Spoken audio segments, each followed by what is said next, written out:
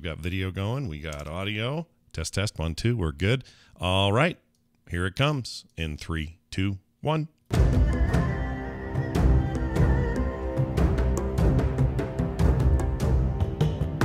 Greetings, everyone. Welcome to There Will Be Dungeons for June 19th, 2021. Let's get out of 2020. I know it feels like it sometimes, but hey, we're out of it. I'm Scott Johnson. Today we have Kyle Ferguson, of course, John Jagger, Kristen Ashton, and a special guest.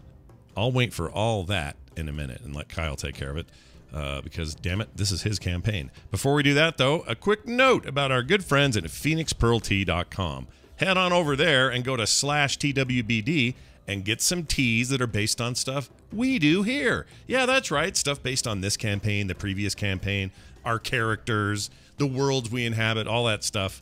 You're looking to get to bed sooner or wake up more or whatever your tea needs might be, they've got something for you. PhoenixPearlTea.com /TWBD. On that note, Kyle, I hand you the keys. Please take us home.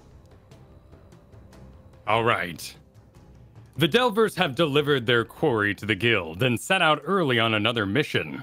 However, more on that in a moment, because arriving at the guild is a certain special someone. Garrett, would you please describe your character as you push open the large oaken doors of the Delvers Guild?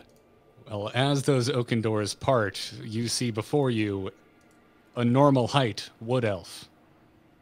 He's got salt and pepper hair and some bad scarring on the left side of his face. Looks almost like a chemical burn to those of you here in the real world. Missing a portion of his left ear and wearing what one might describe as a cowboy hat. Looks a little more like a farm hat, maybe like you'd see a swamp dweller wearing. And pretty basic overcoat over his armor. Kind of looks like a denim jacket. Very nice. The door opens, and with a nice sort of swagger after riding on horseback, clink, clink, clink, walks in the wood elf. On his back is a bow made of dragon bone, 2 daggers with hilts of dragon bone, and he looks across the room.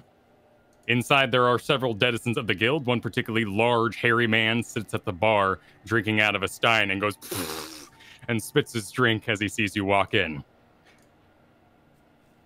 Before you, Garrett, which we will now refer to as your character's name, Marsh. Before you, Marsh, are 2 tables. One, the quest desk, and one, the acquisitions desk. Behind the quest desk is a short dwarven woman who looks a little flustered at you as she looks up from her work at her table. You know a layout of a guild well. You walk over to the sideboard. There is a map of the local area. And on that map, there is a certain quest that you've come to collect and undertake. Dragon Mountain, located at the Chath Peak. You rip it off from its pin holding on the wall and walk up to the table. Now, are you the type to slam it down? Do you pass lightly under this nervous dwarf's nose? Or how do you deliver a quest? I'm assuming I would know this dwarf's name. You've been through many guilds. Are you the type to remember names well? You know what? No, I'm new here. Never mind. All right. You travel far and wide. You've met many guild masters and their assistants. You're just another guild master here, signing people up for quest. No, I just lightly put the quest down on the table and say, "What can you tell me about this one, dwarf?" Oh, well, Dragon Mountain. Is that, And she looks up at you and she eyes your chemical burn, your cut ear, and her eyes wander down your chest to the large silver pin thereon.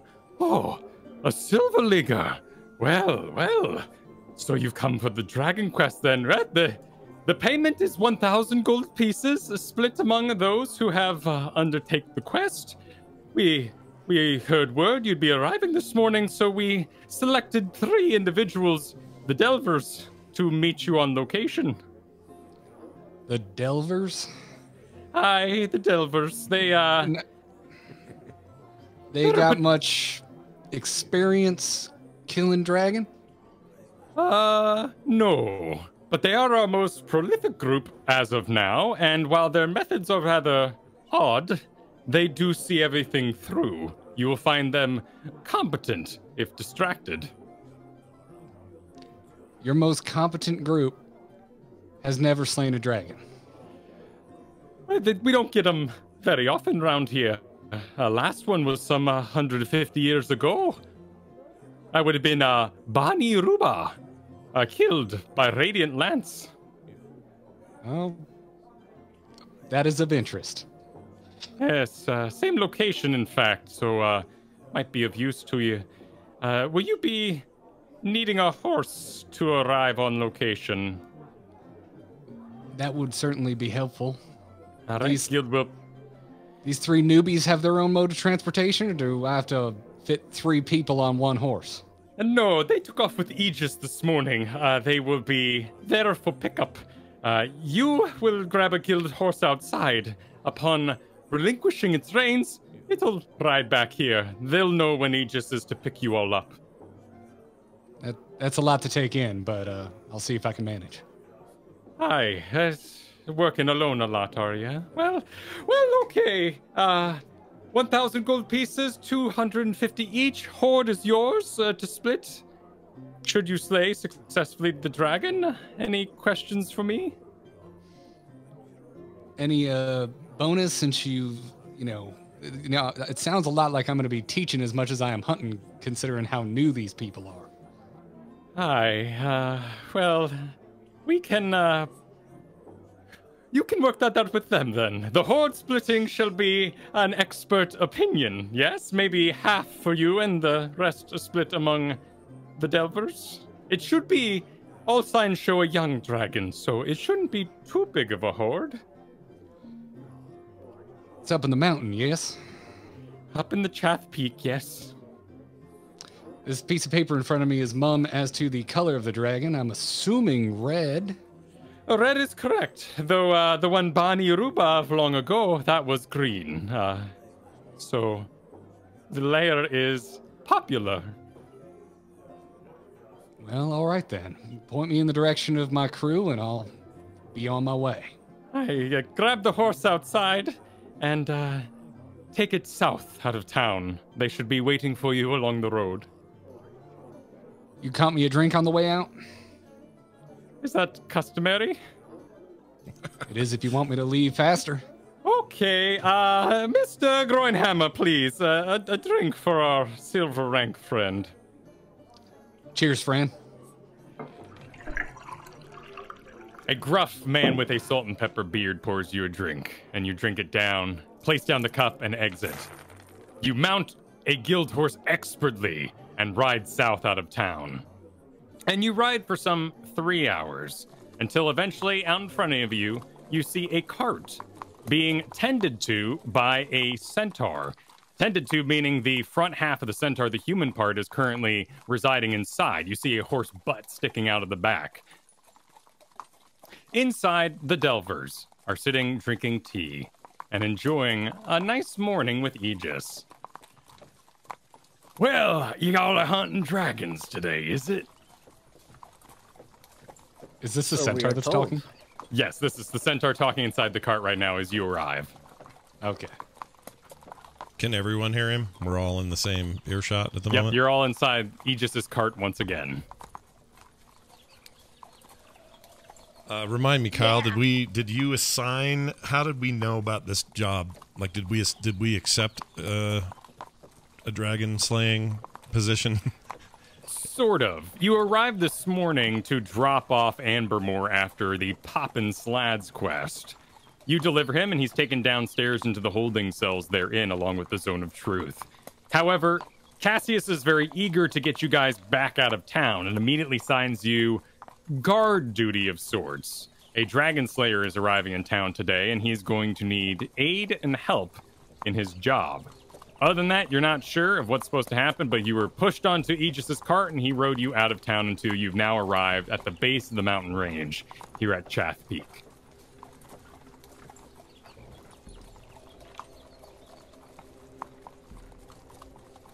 Yeah, seems like we're gonna fight dragons. Well, that's really something. That's really something. And he grabs the kettle and pours you another glass. Oh, and he sticks his head out the back. And Marsh, as you come down the road for the first time, you see the horse butt kind of walk backwards with a man body on top of the torso. Oh, well, here he comes. Everybody out, I'll pick you up at dusk, as per usual. And if you're not here at dusk, well, then enjoy sleeping in the mountains, and I'll see you at dawn. So can I see everyone now? Yep, you arrive at the back of the cart.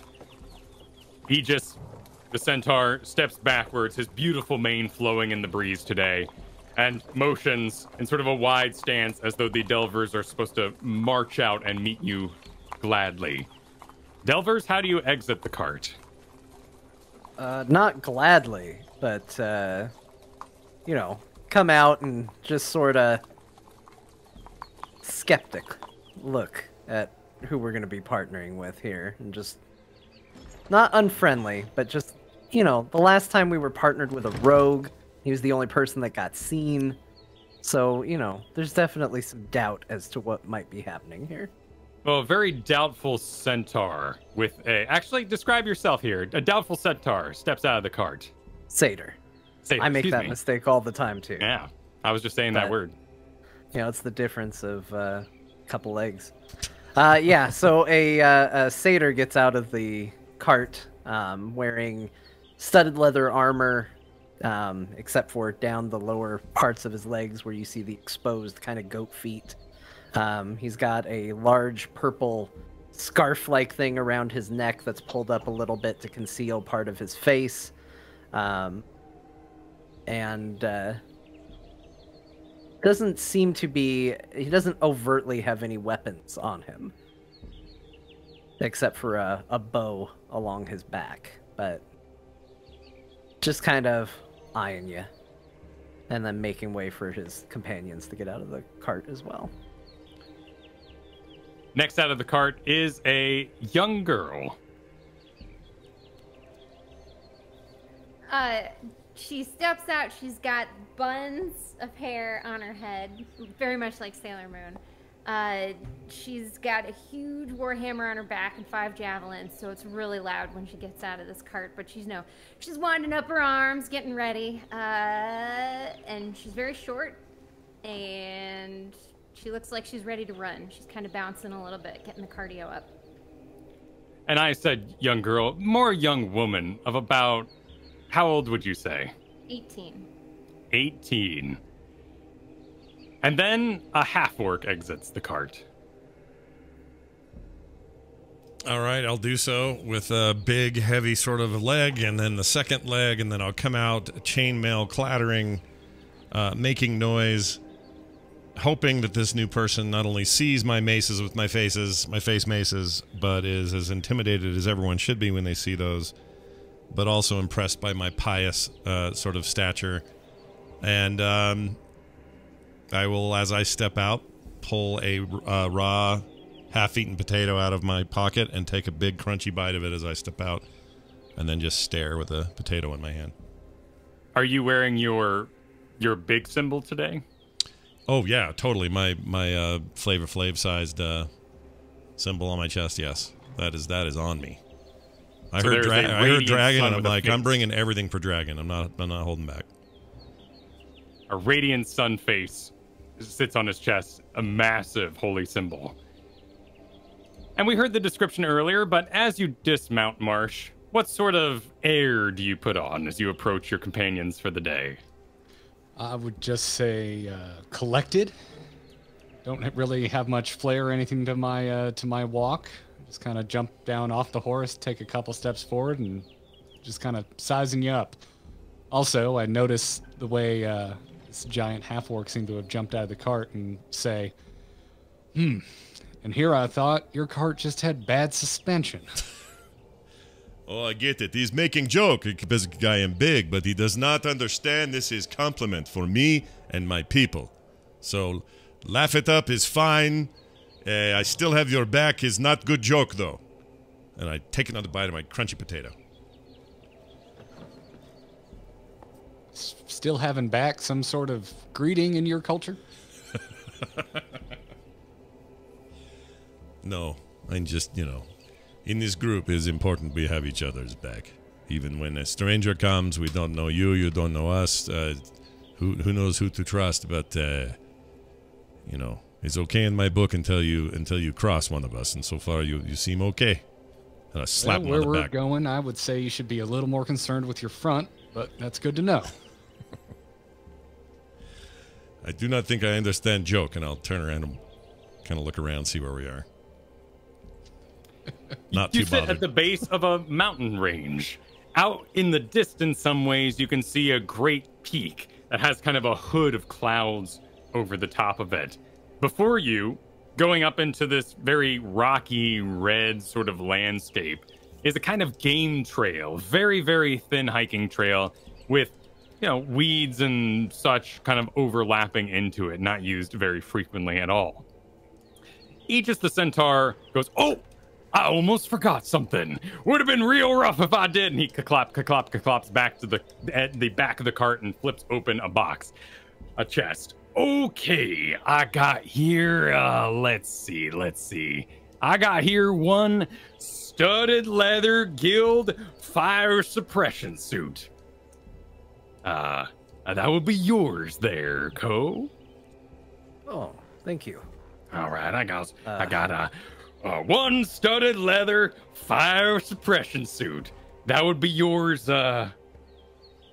Marsh. And he passes it out in front of him. You said one, but it seems like you have two. I go in the order I discover the items. If I were to pay attention to everything I do, I'd go mad, frankly. Well, I thank you for this. Yeah. And then I got here, one chainmail guild-approved fire suppression suit. That'd be for you, Grin Keeper. Does it go on or under the armor? It goes instead of the armor. You'll be wearing that if you choose today. Okay. All right, and last but not least, I got one fire suppression suit. That would be you, Mr. Splendorbelt. Is big enough for me. I should be. These are the same dang outfits you done wore when you took care of that fire back when you first got promoted to the Bronze League. You remember the Hellhound? Yes.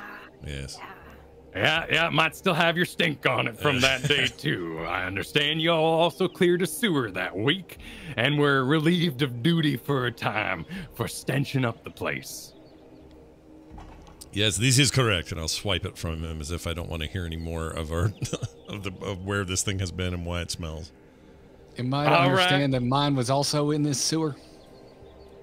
No. Yours was in reserve at the time, as it was not needed and we haven't had a fire since. But Then the please guild...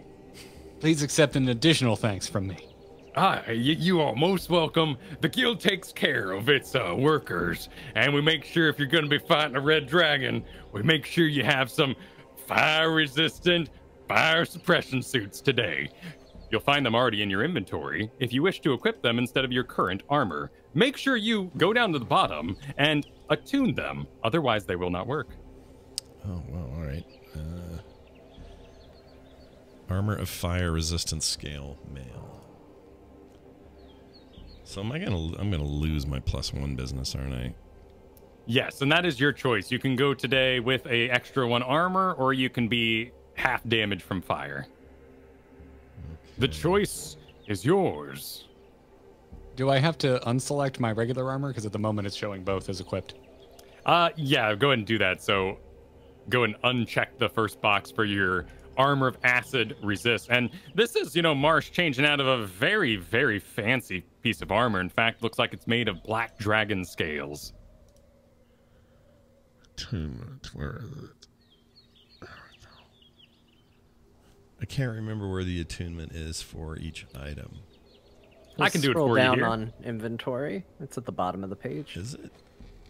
Yeah. On all? Let's see, inventory all? Oh, you're actually fully attuned, so you need to choose something to perhaps leave behind. You got your Amulet of the Devout, your Staff of the Python, and your Cloak of Protection. That's right, I'm maxed. I forgot.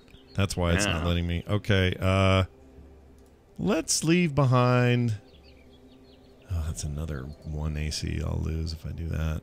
I'm gonna leave the staff behind. Am I safe in doing that in this freaking cart? Can I trust these people? I mean, Grin he just Keeper has. will open her bag of holding.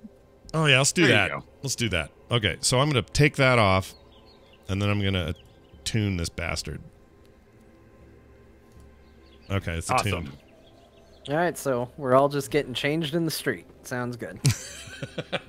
I mean, of course, you all have your under armors on, unless you really enjoy the chafing of armor itself.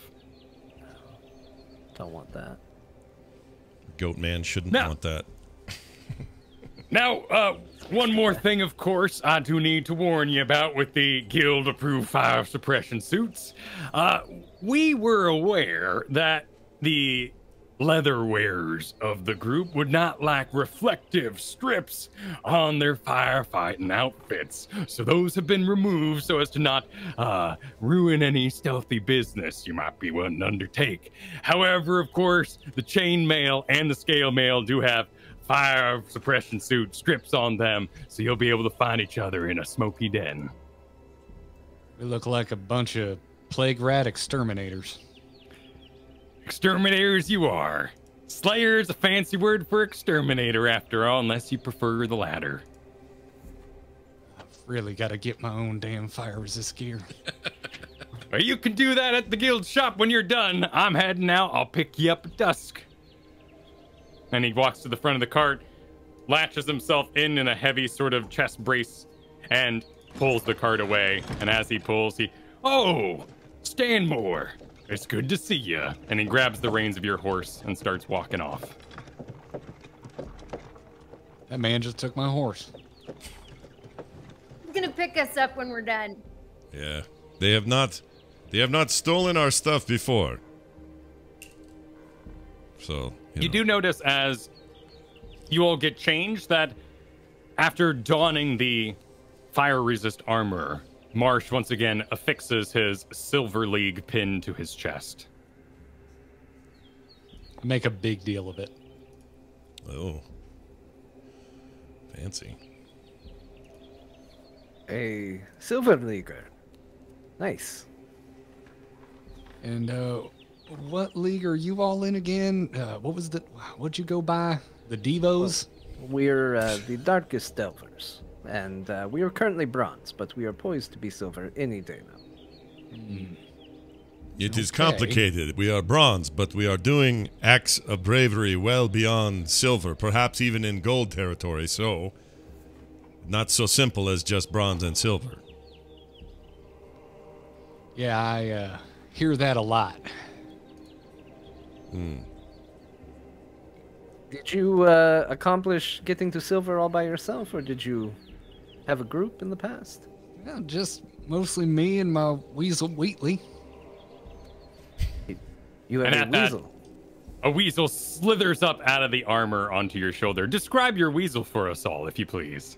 Yeah. Oh, dude. he's Young listeners, so Wheatley is so my weasel is mostly dark in color, with kind of an inverted, like bright colored kind of bandit mask around his eyes. And he's a little scruffy. He looks like he may have suffered from mange at one point, but it is definitely cured now. Even Wheatley eyes you all critically. Oh yeah, he definitely squints and kind of gives you a look. But then Yeah. Wheatley turns his head swiftly to the mountain path. Well, it's probably best we get going and try and find our buck. awesome, let's do it. And Grin Keeper starts going. She may be going in the wrong direction from the path. Like, starts on it and then starts going off into the grass, but she's going. That's the weasel. Everybody roll survival checks. All right. Now, of course, this is for tracking, hiking, not to do with actually surviving at the moment. Can you see my roll? Yes, I can. Yeah, we did. So 17 for me. Looks like 22 for Garrett. A 9 for me. 10 for Grin Keeper. So Grin Keeper, proudly with big, large steps, starts leading the way and quickly becomes estranged by the path. And you all pass her by. Ko also attempts to sort of lead the group as kind of the face man who has developed over the course of the Delvers, but he also finds himself wandering a little bit at some passes and some forks in the road. Splendorbelt, however, takes the lead for a hot moment, then remembers he never likes taking the lead and takes the back end instead, leaving Marsh with a 22 survival leading the way. Marsh, do you lead us all in purposeful silence, or do you like a bit of small talk on your adventures? I would say I would like to get to know them a bit. Okay. Well, what is your first get-to-know-you question? So, I hear you haven't killed dragon before. You have much experience hunting any sort of game in the mountain? Flame Skull. We did fight a flame skull once. It was at the top of a tower, not a mountain. Actually, most of the time we are underground. Guess that explains where you get your group name from. Yes, it was a lot of time in the Underdark. We Not bested many dragons down there that we've yes. seen. We bested a Minotaur. He is now my personal a home watcher. Sits on a post and makes sure no one steals potatoes from the farm. Is that Aegis I met briefly? No. Or did he? Did he? No, he just was the centaur driving the Oh, cart. right. Different. No, this Minotaur. He's a big old, Minotaur. very scary, Okay. but now is just a head, and he's on a stick. So we, that was a win. I say proudly. Well, that's a little grim. You may have killed Dragon, but does he work for you now? Do you have him back home? Running security check on perimeter building. What does your dragon do for you? I don't know how you're expecting to prove that you killed the dragon, but typically we turn in the head when we go to collect the bounty. Well, this is fine, but the darkest delvers we come up with. Let's just say we use the whole buffalo. He still guards my home with his life, and we'll do as I say. Perhaps tonight's dragon before, but I'll mark it down. Perhaps tonight's dragon will do the same for one of us. And I hit my chest hard with one hand, king, and keep walking. Everybody make perception checks. That'd be a 16 for me. 16 for Grin Keeper. A 12. 7 for me. Very nice. Marsh is busy watching the roads, and Marsh, with your previous survival check, you notice some small footprints on the pathway and bend down to inspect them. They appear to be lizard-like, about 6 inches long. Pretty common in these sort of dragon scenarios. Some kobolds must have set up a camp in this area. Some kobolds must have set up camp in this area. Says Marsh. However,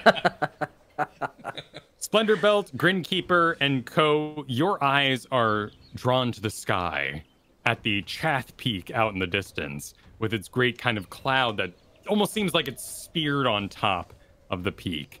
And you see flying about it a red something. Wings out, tail waving behind. A great red lizard is flying far, far above. Is that a dragon? And Grin Keeper. Marsh, without any need, you immediately look up and see that, yes, that is indeed a dragon. However, you're a little preoccupied at the moment with those tracks you had just found. You expected to see a dragon, after all. Yes. Well, it's a little far away right now. I'm a little more concerned with these kobolds that seem to be a lot closer. I thought we were killing dragons. Yes, the task was to protect you, but kill a dragon, I believe, is what we are here. Protect me. Okay, that's rich. I just am using the phrase they gave us. Guard duty is what they said. Kyle, for my own understanding of these kobolds possibly posing a threat or not, does it seem like these tracks are heading in the direction to where we would have to pass through where the tracks have gone to get to the dragon? They seem to use this game trail pretty often, and it is really just a mess of footprints. There are many, many kobolds who must have trafficked through this area over time. Okay. Well, then, well, it's pretty run-of-the-mill as far as game trails go. Just make sure we keep our wits about us as we move along. I mean, you are the expert. We will keep an eye out. Should we go stealthily or just maintain caution? Is it daytime or nighttime? It is pretty early in the morning. It'd be about 10 a.m. Okay. I think we'll be just fine as long as we stay vigilant. And you continue walking on, following the trail, the various footprints therein.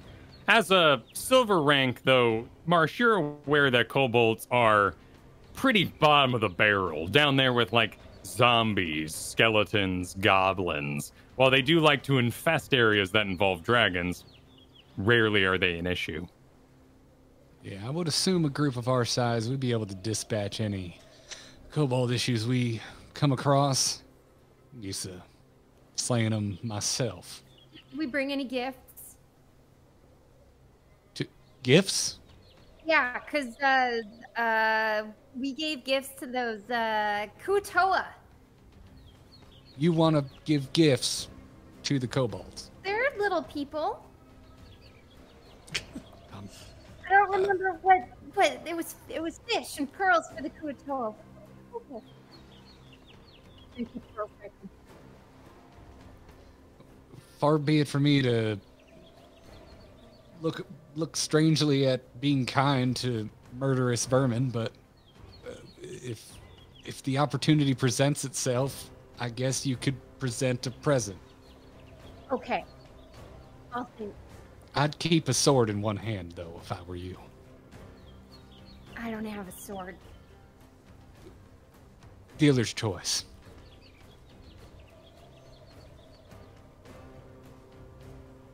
You proceed onward. And now, draw your attention, please, to the map I am about to show you all in the chat here. You will note by using the token layer that you can grab any token. Please only touch your own tokens here on this map.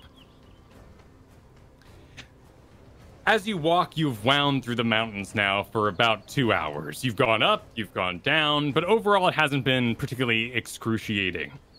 You round the side of a peak and find yourself right below the massive Chath Mountain. Rises up above you. The dragon, or at least the red speck in the sky, has long since disappeared.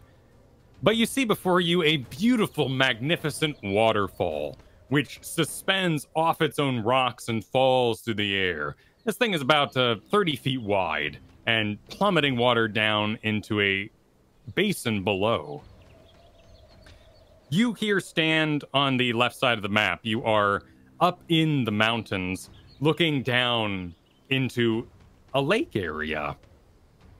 Down in the lake, you can immediately see several small lizard-like creatures with red skin pigment running about. There's about 4 of them down there. Some of them are hauling large buckets on their heads and gathering water. Some of them are throwing stones in the water. And altogether from this distance, it seems like they're just being rather rambunctious, except for those moving the water, which are being hassled by the various kobolds that are passing down and through this mountain pass you see beyond, down by this water. As you approach the edge, you may roll stealth checks, you may do what you want, but this is sort of the area you find yourself on. In order to continue on your primary path at this elevation, there is a stone ledge of about 3 feet wide that passes back beyond and behind the waterfall. your main path here that Marsh is leading you on continues on the other side. But as I mentioned, the waterfall sort of disconnects from the rock itself and crests over the path. Though it will be slightly wet and misty, it does appear that that's something you could cross behind. Otherwise, it is 120 feet down into the lake area I've described, where the kobolds are currently working / playing. Okay. So we've all seen the kobolds at this point, right? Yep, you're all depending on how you would approach the situation, you may have kind of a soldier crawled to the edge and are looking over this, or you might be merely standing up 120 feet above them, looking down over the edge. But this is what you see in the area you find yourself in. Gotcha. Well, I guess now is when I find out what kind of group I'm running with.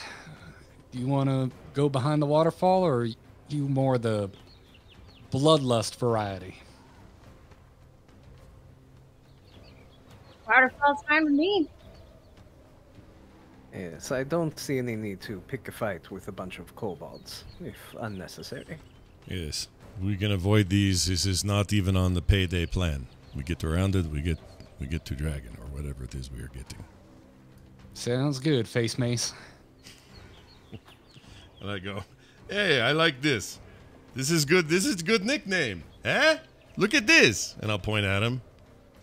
Genuinely cool, thinking it's cool that he has a nickname. I give Splendor Belt a thumbs up. I give it back very awkwardly because I don't really do that very often. It sounds like we're going to try and go behind the waterfall. Excellent. What sort of march order do we have? Who's in front, who's in the middle, who's in back? And is there any stealth or checks you are doing with this particular maneuver? If it's all the same to everyone, I'll lead the way. I got a nod from the satyr with the pretty scarf. I'm going to take that as a yes. Oh, speaking of, it might not be a bad idea too. And he'll start pulling the scarf off and reveal that it is actually a fairly large sash. In fact, significantly large. And it is a perilous drop. Maybe we should be prepared for falling and take some precautions. And is there any place that I can see over by the waterfall where I could have the sash adhere itself to? I have climbing gear, don't I? You do. You have Hammer your and kitten? yeah. So you could make your own actually. Is that something I can kind of hammer in along the way, lead the way, and everyone can kind of enjoy the hammered-in rope situation? Yeah, it would make any sort of stealthing you're doing more difficult, but ultimately it can be done. I feel like my character would assume the noise of the waterfall would overpower any sound of hammering. That is fair. Excellent. Then, with the help of Sultan's sash of climbing, slithering along, and I think they're called pittons? That's my understanding as well. Let's roll with that. All right. And with the help of the pittons, climbing gear, that'll be Marsh in front, hammering those in as you walk, and then the Sultan's sash with Ko second behind, helping it slither into the made marks for the connecting. Sounds good. That would leave Grin Keeper and Splendor Belt in the back. Any preference as to what the march order is? I'd like to have the big guy at the back, if that's okay. This is where I belong. And I go in the back. All right, then let's all make our stealth checks first. Stealth, you say? I'm sure this will go great. 25. Nice. Ooh, nice. I got a 20. I got a... Scott. Oh, you get an advantage. Yeah, okay. I get advantage. Or I get disadvantage. No, Wait. Disadvantage. Yeah, Disadvantage. Disadvantage, Okay, so fine. my 2 is the one I have to go with.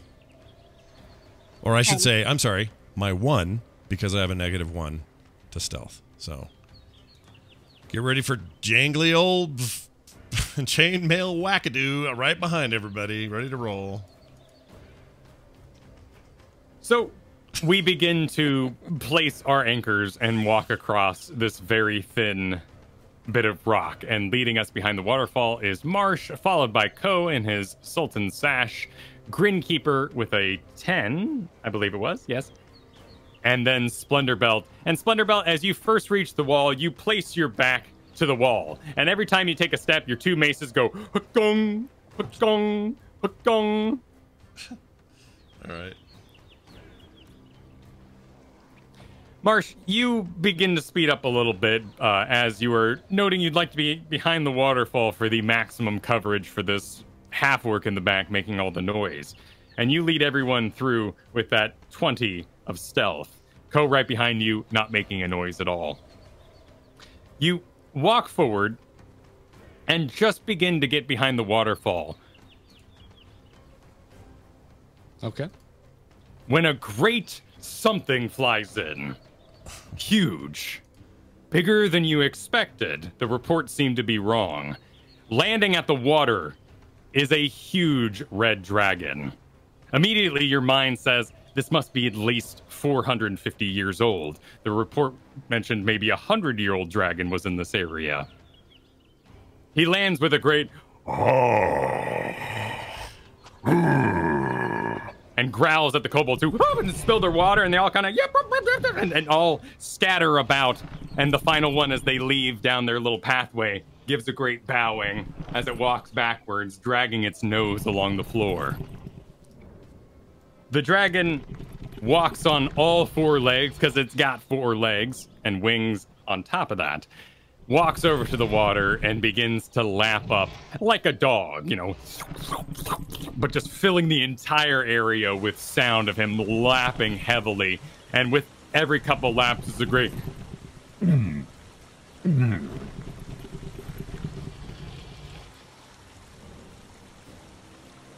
I would like to try and get everyone's attention, like with like really wide eyes, like look at me, look at me, look at you.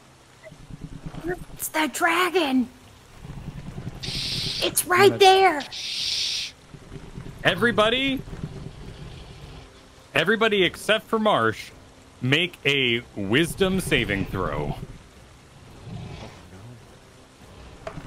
You get advantage, I think, for my aura. Oh, I do we? believe it's a plus, not advantage. Oh, plus what? Because I got a 2. Let me check that here. Is this a spell or a magical effect? It's an aura, so I think it's a magical effect. Oh no, I mean whatever I'm saving against. Oh, you're asking Kyle. This is neither. Okay. Plus 2 to all saving throws. All right, There so I you got go. a 4. I got a 10. Shit. 13. Marsh, you look back at your companions and you do kind of like that. Eyes on me, eyes on me, eyes on me. None of their eyes are on you. They have been completely overcome by the dragon's frightful presence. They are terrified. In particular, Crandall's Splendor Belt begins pulling at the rope and walking backwards. Kung, kung, kung, kung, kung, as he tries to escape the area. You are all under the frightened condition, which means you cannot advance towards the creature that is frightening you, and you have disadvantage in all saving throws and all ability checks.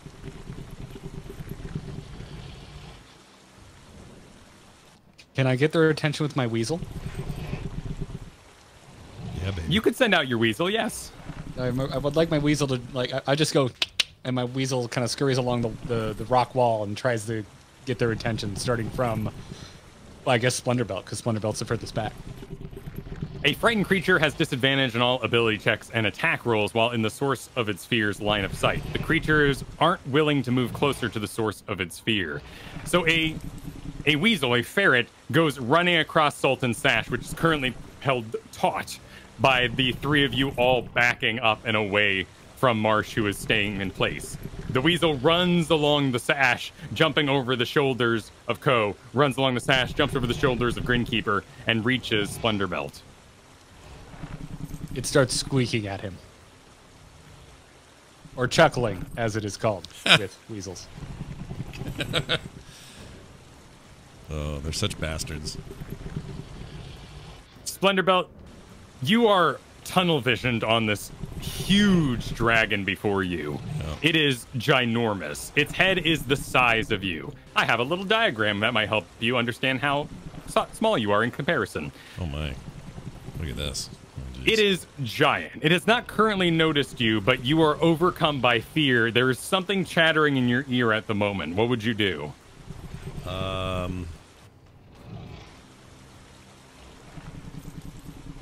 mean, maces with faces out, and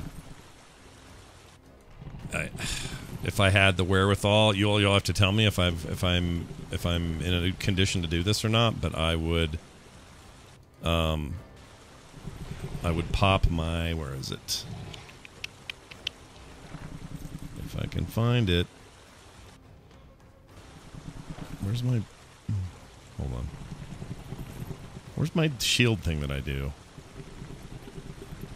That is a bonus action. Hold on. There we go. Bonus actions. Here we go. My...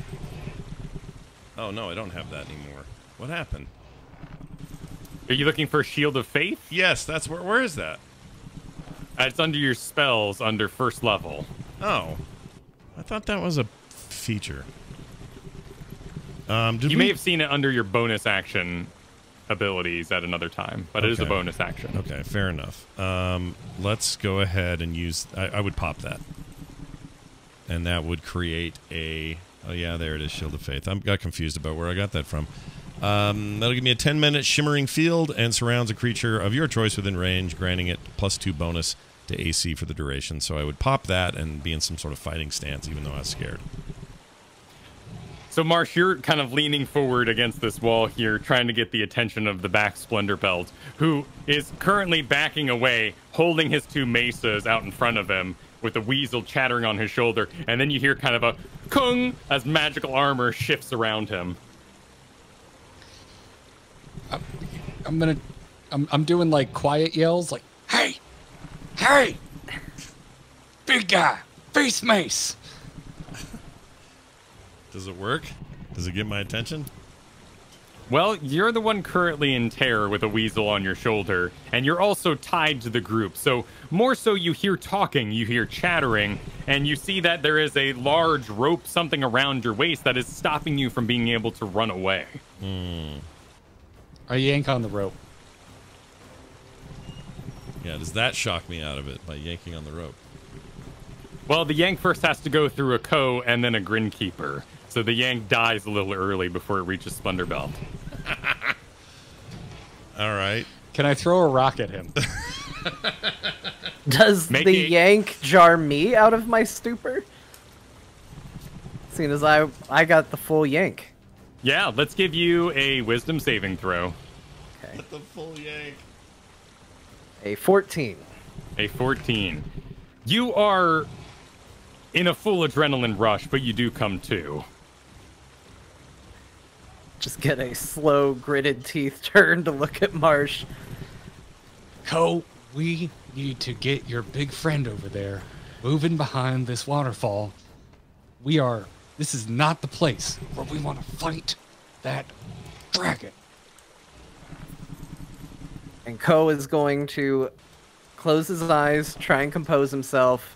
We are going to activate Psychic Whispers to all 3 of the companions here. And for the next 8 hours, Ko is able to psychically communicate with everyone. And you just hear a voice, first the Splendor Belt, that goes, "Hey man, you really need to get it together, okay? I get it. It's a big dragon. I didn't think they were this big, but focus. This guy, I think he knows what he's doing."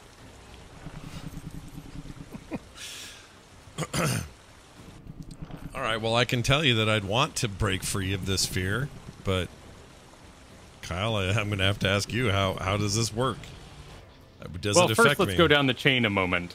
Yeah. Because next up is Grin Keeper.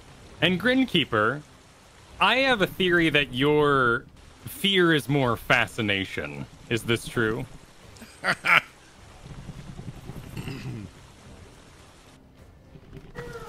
she's experienced this before with the hags, so she knows what it is. But yeah, she's more staring at it just shock and awe than fear. Marsh, as you try to get the attention of Grin Keeper, and it seems that some sort of voice has entered your ears, you notice that the young woman, who is extremely strong and extremely buff, despite her shortness, as she put it, is looking on with fairy tale wonder at this dragon down in the basin. Okay. Great. Can I speak to her telepathically, or is that only Ko? The kind of shorthand we do is that technically it's only to me, but I will relay anything you say, so we can essentially do it. We're just not going to play it out. All right. Ko, would you tell your young friend with the buns down there that yes, this is all very fascinating, but we need to get through the damn waterfall. Wait, what are the buns? Her tight butt? Is that what you're saying?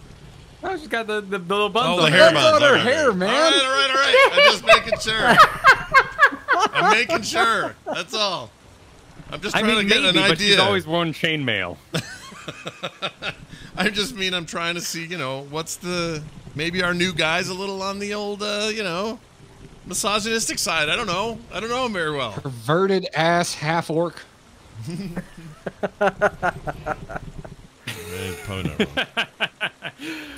All right. Everyone who has received a psychic whisper, which is everybody, and Ko is already saved, may make another wisdom saving throw. Alrighty. Feel better about this one. Come on. 4. 16 this time. You rolled like I did last time. Oh, plus right. the aura, so 18. Right? Because we get a +2 still. So, Crandall, you come to and begin to gain your senses, calm down a little bit. There's a weasel on your shoulder. You're not sure how it got there, and you're holding both your maces. You don't remember doing that. You're also glimmering because you cast your armor on yourself. You don't remember doing that either. But it seems like there is a giant dragon before you, and the guy at the end is now psychically communicating to you that you have to get behind the waterfall.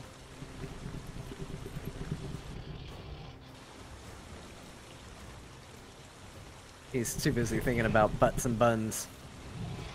That's what pulled him out of his Thank stupor. God, let's go.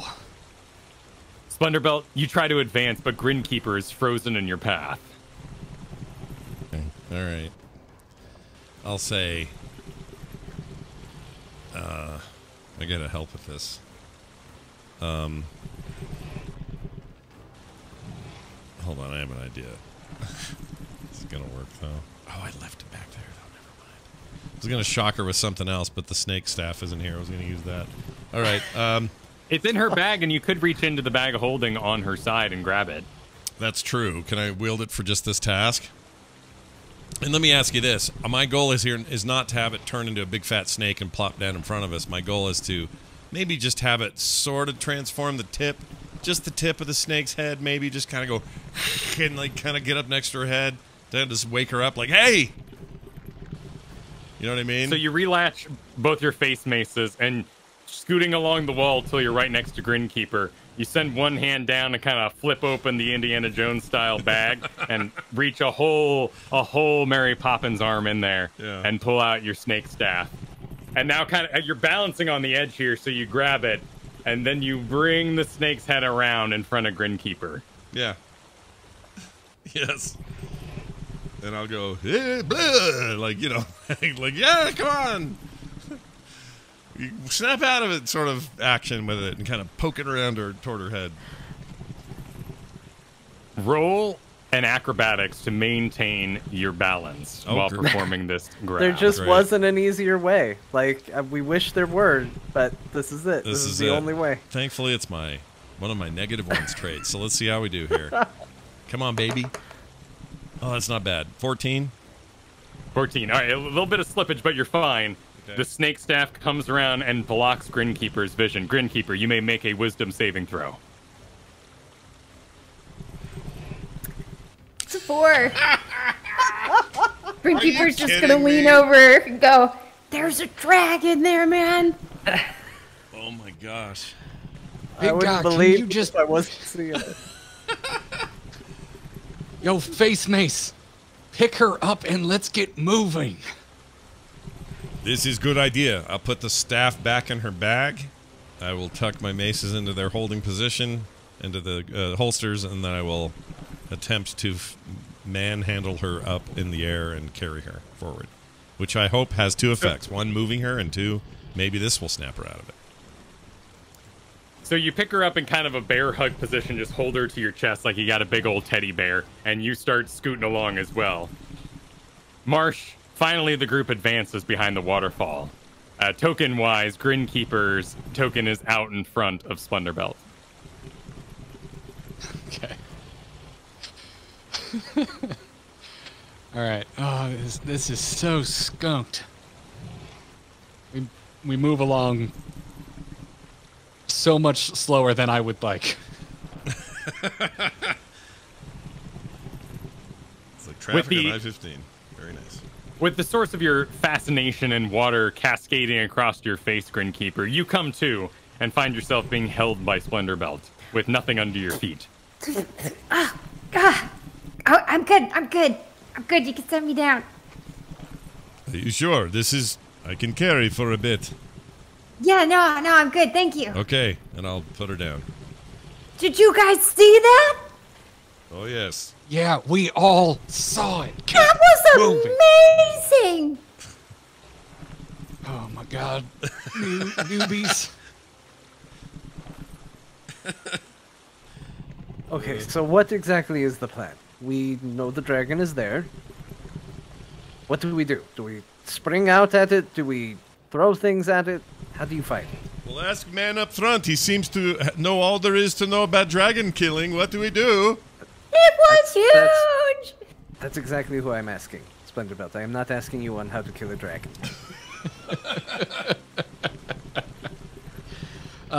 Kyle, unaware of what would and not be a good place to fight a dragon, but I feel like my character would know a good place to fight a dragon. Does the other side of the waterfall seem like as good a place as ever to try and kill this fool? Well, your draconic knowledge tells you several things. First of all, the dragons always like to fight from the air if possible. And so out in the open like this, its hit and run tactics will be very, very...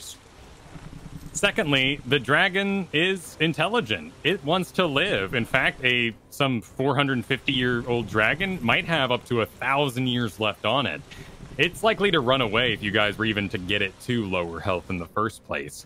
The best way to fight a dragon, in your experience, is to match it in its lair and find a way to cut off its escape. This is a terrible place to try and fight that damn thing.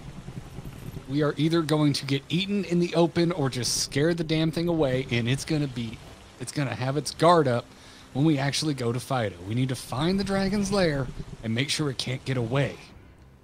Not to mention, this flyer was full of garbage. That dragon is about 3 times as big as the flyer made it out to be.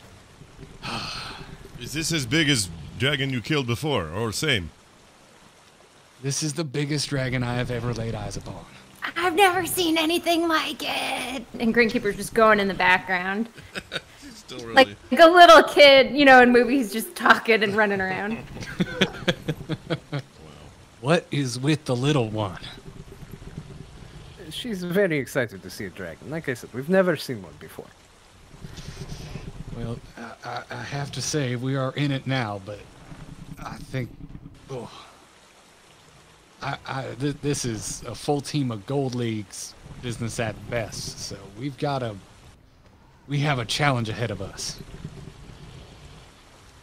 But I mean, if you believe Splendorbelt, we are basically doing Gold League work. I think we've got this. How do we track it to its lair? Remind me to talk to the guild about matchmaking after this. We need to keep sneaking past, work our way up the mountain, and find where that dragon calls home. And all right. No, I don't think giving it a gift is going to work before you get to that point. No, I think it lives at the top of the mountain. That's where we saw it flying earlier. That is the smartest thing you have said all day. It's great, right? It makes sense. I'm with her. We go to the top of the mountain. All right. Are we ready to then continue out from behind the waterfall? Yeah, as long as you don't... I don't know, Kyle. Do we need to roll any more checks for... Why, of course you do, because it's wet back here in the waterfall. Everybody make acrobatics checks. Splendorbelt, are you putting down Grin Keeper? Grin Keeper, do you want to be put down? Yeah, Grin Keeper Yeah, want to be put down. I think we put her down already. But yeah, for sure. Sorry, acrobatics, you said? Yep. Oh, jeez. Marsh rolled an 18. A dirty 20. Dirty 20. No athletics, I guess. That's not an option. Acrobatics Nope, only. it's all about balancing. All right, a 12. Okay. Everybody manages to find their footing here in the wet waterfall pathway and begins to scoot along. Splendorbelt, your feet slip a couple times and you decide that you're done with this and you're just going to do hands and knees, and you bend right on over and get down and just start crawling the rest of the way. As we exit the waterfall, everybody makes stealth checks. Another wonderful.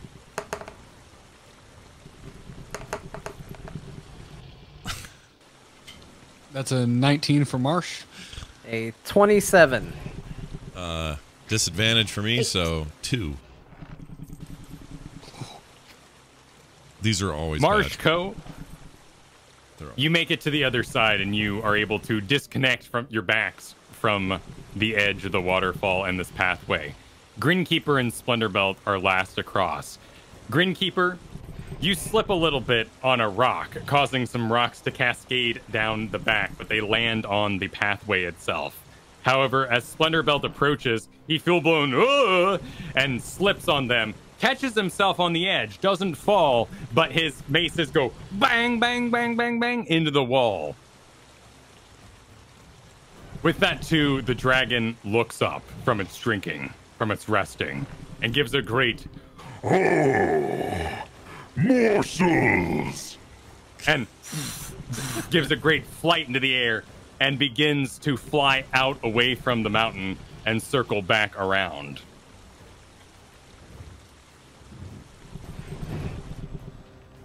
What's ahead of me? Ahead of you is a landing. You can see quite a bit of space here away from the mountain, and then the pathway continues up above. Okay. Is Splendorbelt still just like hanging onto the edge, cliffhanger style? He has since caught himself and is crawling to the edge and has now made it onto the full land beyond. Way to go, Splendorbelt. Has anyone ever told you the miracles of wrapping your weapons in cloth? Oh, no, this is a good idea. I'd try this next time we are, we are in position like this. But before now, no. Could not consider. We are all miracle mad there- at Splendorbelt, but we need to figure out what to do about the dragon. It's Do gonna we be a run? miracle if Do there we is a hide? next time. Is there anywhere here where we could find cover? If you can make it up around the pathway, there are some large boulders you could take cover behind. Except, everybody roll initiative. Oh, shit. Oh, no. A 4. No! I am failing to find initiative. It is at the 13. very top of your sheet there. It is next to your armor class. Yeah, middle top, second row down, basically. Got it. Yep. Oh, that's less than wonderful. That's an 11 for Marsh. Co had a 9. At this rate, you'll be first. Yeah, an 11 Marsh- might be the first. Yeah. Marsh turns around to the pathway and sees the boulders up ahead and begins to tell you, we gotta get behind, just as the dragon crests over the bit of land that you're on. It's right behind you. With initiative of 16, it has descended upon you, and it lets loose a dragon breath that engulfs all of you. Dexterity saving throws. Oh, man. Would I just click on dexterity? There is a saving throw box to the side there where you'll see Dex again with a slightly higher number. Let me ask the tired question: is this a spell or magical effect? Probably not. You know, it's his breath, right? But I believe it would be a natural attack, but let's see.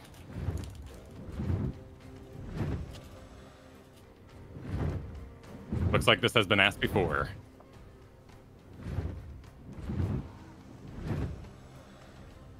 No, it is a monster attack. okay. Then That would I be an got 11. an 11. I got Marsh as well. Oh no, I don't remember what I got. Dirty 20. How do you find? Oh, here we go. Actually, how do I find my my roll? You rolled it here. You got an 11. Oh, there it is. Okay, yeah, 11. Sorry. He And said then everyone's 11, adding I'm the +2 from the aura, right? Make sure you get that aura in like, there. oh, yeah. So Oh, 12, 13. Then in 13. that case, Oh yeah, 13. 13. That's 3 13s and then whatever Kristen got. Grin Keeper action dives out of the way and rolls across the ground as she does. The rest of you, with Marsha's back pointing up the mountain, with Ko looking around, about to run, but realizing he's still tied to Splendor Belt, and Splendor Belt's still down on his hands and knees, the fire engulfs everyone but Grin Keeper. You would take 56 points of damage here. However, you are all wearing your fire suppression suits, and instead take 28 points of fire damage. Grin Keeper, you take 14 as you dive out of the way. that's all. Do I half that or no? The half is the 14 of 28. Will this auto update for me? No, you will have to enter in your top hit points there how much I've minused you, So which is so that it's 24? 28. upper right. 28. 28. Jeez Louises. Damage. If only we had leveled from that last journey, this would have been a very different outcome for Ko. Yeah. Oh, why is that? Just out of curiosity. I get Uncanny Dodge, I think, is the next one. Basically, on dex saves, if I succeed, it's 100% mitigation. If I fail, it's half. So with the resist, it would have been half of a half. You can still use your reaction, though. I don't think so, because it's not an attack. Because it's not against the save, it's against attacks. Unless you want to say it's okay, and then I will. I won't argue with having more HP. It hits you with an... Well, this is called a monster attack here in the rules. Let's find Okay. out, shall we? I will use it. If I can use it, I will use it. Yeah, let's find out. Let's find out. However, the rest of you, as I figure out how burnt and singed Ko is, stand from the dodge you attempted or failed to do, and the dragon has continued to fly up the mountainside. We're out of initiative. Okay. Yeah, we Does it are. look like it's leaving? It seems to be flying off. Okay. This sounds like a boss fight with multiple stages. If I had to guess. I'm coughing and cussing. Wait, what does that sound like? I want to hear it. Son of a skunk, you newbie pieces of spoiled cheese. Oh, I love it. You've gone like full Yosemite Sam on us. That's great. I haven't quite gotten to tarnation, but you make one more damn noise with your mace and we'll get there.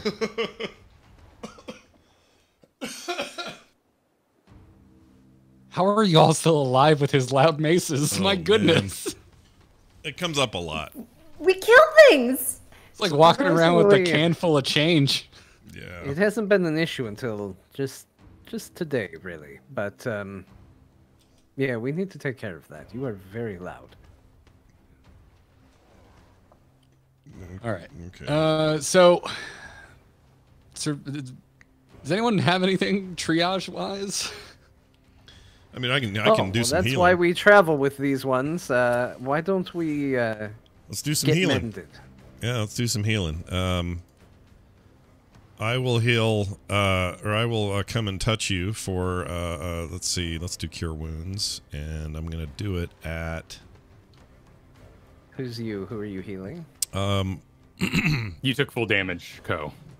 Okay. oh, he took full damage?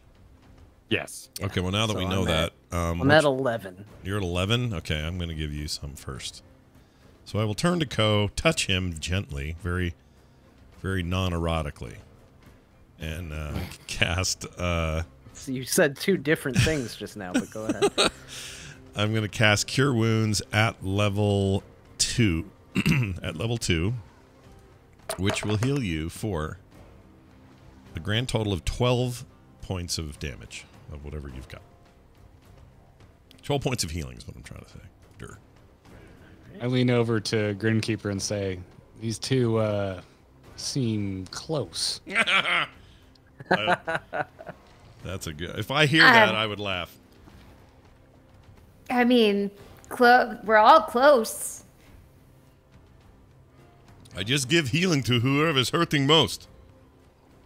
While the healing's going, the sash begins to untie itself from everybody and coil back up around Ko to reappear as a scarf. I had never seen a scarf do that before. Grin Keeper, you want to give him some healing, or you want me to do again? He's up to you. Yeah, sure, I can do it. And then Grin Keeper will turn around and slap you in the face, Garrett, for 20 points of healing. Oh, what the shit? Oh, that actually feels pretty good. Yeah, it's cool, isn't it? Thank you. All right, so... I feel like his healing was better than mine. Splendorbelt, Hey, now. I demand to be healed again. This is best I have. What do you mean? I think you could do better. You are... She is a paladin. You are a cleric. How is it that he looks like he is fine and I still have cuts? Look, this one's still bleeding. Okay, do again. And I roll again. 12 more points of healing. See, it's not so bad. Just to clarify, I was healed for 20? Yes. Okay, thanks. That is pretty good. Ko has a point. I don't want to admit it, but it's a lot better. I'm going to go pick up my hat because I hope that, for the love of God, it at least fell off and didn't get burned. Your hat is okay. Oh, thank you, universe. You give it a little dust, kind of flick off a couple of singes, and we find ourselves all at least healed up to a degree with the path ahead of us. All right. Now, if y'all don't mind, I'd like to get the hell up this mountain. Let's go, Wheatley. And I just start sauntering off. I'm done waiting for these people. Marsh heads up the mountain. Give a look at everybody. This one is very serious compared to... He seems to know what he's doing. I mean, he got hit by the dragon breath. He's also And not very... Splendorbelt, maybe carry your maces. He's not... I can do that. This is fine. That's a good idea. I was going to do it. And I don't hear this, but I shout back as I'm walking up the mountain. And someone wrap up those damn maces. Yeah. Hold on a second, and I'll take him and put him in her... I'm going to put him in her bag of holding, which I guess will muffle it. Because she's got all kinds of weird shit in there, so... Oh, yeah. It is magically suspended in such a way as they do not clink. All right. Well, that's what I'll do. And turn off your magic armor. You're glittering like a damn chandelier up on this mountainside. Hold on a second. This is not the... There is no turning off magic. This is what I have. He's just yelling up the mountain as Marsh walks away. The maces are quiet, no but reply. he just complains the whole way I don't know up. what he means. My reply is silent indignance. Perfect. You all proceed up the mountain. This is why I work alone. Let's roll some survival checks to maintain the trail. Alrighty. Survival. 14. Oh, 1. That's what That's a 13 for Marsh. It'll be a 13 for me. All right. Everybody walks ahead. Grin Keeper Sorry, gets 14, a little turned 15. around. 15, sorry. Because we're still Splendor using Belt. Grim Keeper's thing. Sorry, go ahead. No, hers is only for saves and stuff. The aura is. Oh, it's not piece. for chat. I thought it was for other stuff. All right. But all the same, you find a rolled 1 Grin Keeper wandering in the thrushes a bit and manage to turn her around and get her back on the path. You all walk up the mountainside for a time, some 30 minutes. Roll perception checks now.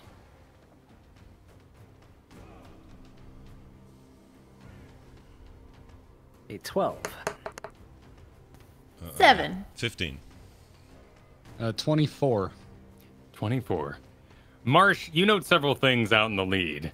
That as you've climbed the mountain, it seems that there are some glowing veins along its side. Pretty common for a red dragon, after all, to make its home in an active volcano. There are some rivers of lava up ahead that may be part of your journey. But you and Splendorbelt note something below and turn the party's attention. Now, having climbed up for some 30 minutes, down below, you see a village of sorts, with huts, with a center of town, with a great bonfire. And you can see all those little red specks of the kobolds jumping and walking around. And you begin to hear a bit of drums, a light drum, boom, boom, boom, boom, boom, boom, far off in the distance. And as you look, particularly Marsh and Splendorbelt, you see emerging from the largest hut is a long log, a long beam. And seemingly strapped to it is 3 kobolds, all tied up, kind of like a totem pole down it. The whole village seems to be carrying this long beam with kobolds tied to it to the edge of their rocky outcropping. And they lay it down in between some rocks so it stands erect there on the edge. And as you watch, the great red dragon lifts its wings, flies up over the edge, and with all 4 legs, grabs the log and flies off. A great amount of celebrating takes place. You see all those little dots, they all jump up and down, and a great party seems to break out among the kobolds.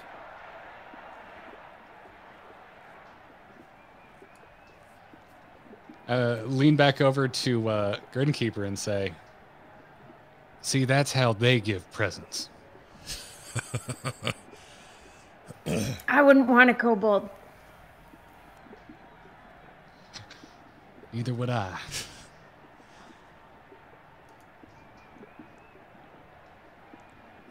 So is the dragon just out of sight at this point? It flew around the back of the mountain with its prize. Well, it looks like dragon might live around back of the mountain.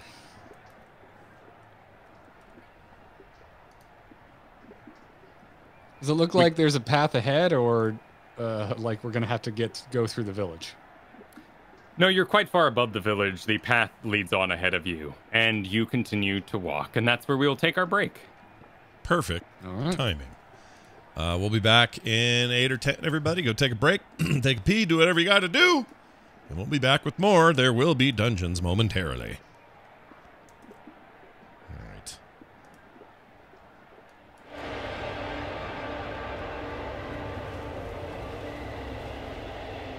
Oh, here goes. Hold on. Okay, we're back for the latter part of today's session. And we throw it back to Kyle, our intrepid DM for today. Kyle. As you view the kobold party breaking out as they all celebrate their glorious sacrifice at this distance, you turn around to proceed up the mountain again. And standing before you is another kobold, suddenly, unaware that it had appeared there. However, this one has the most magnificent headdress on.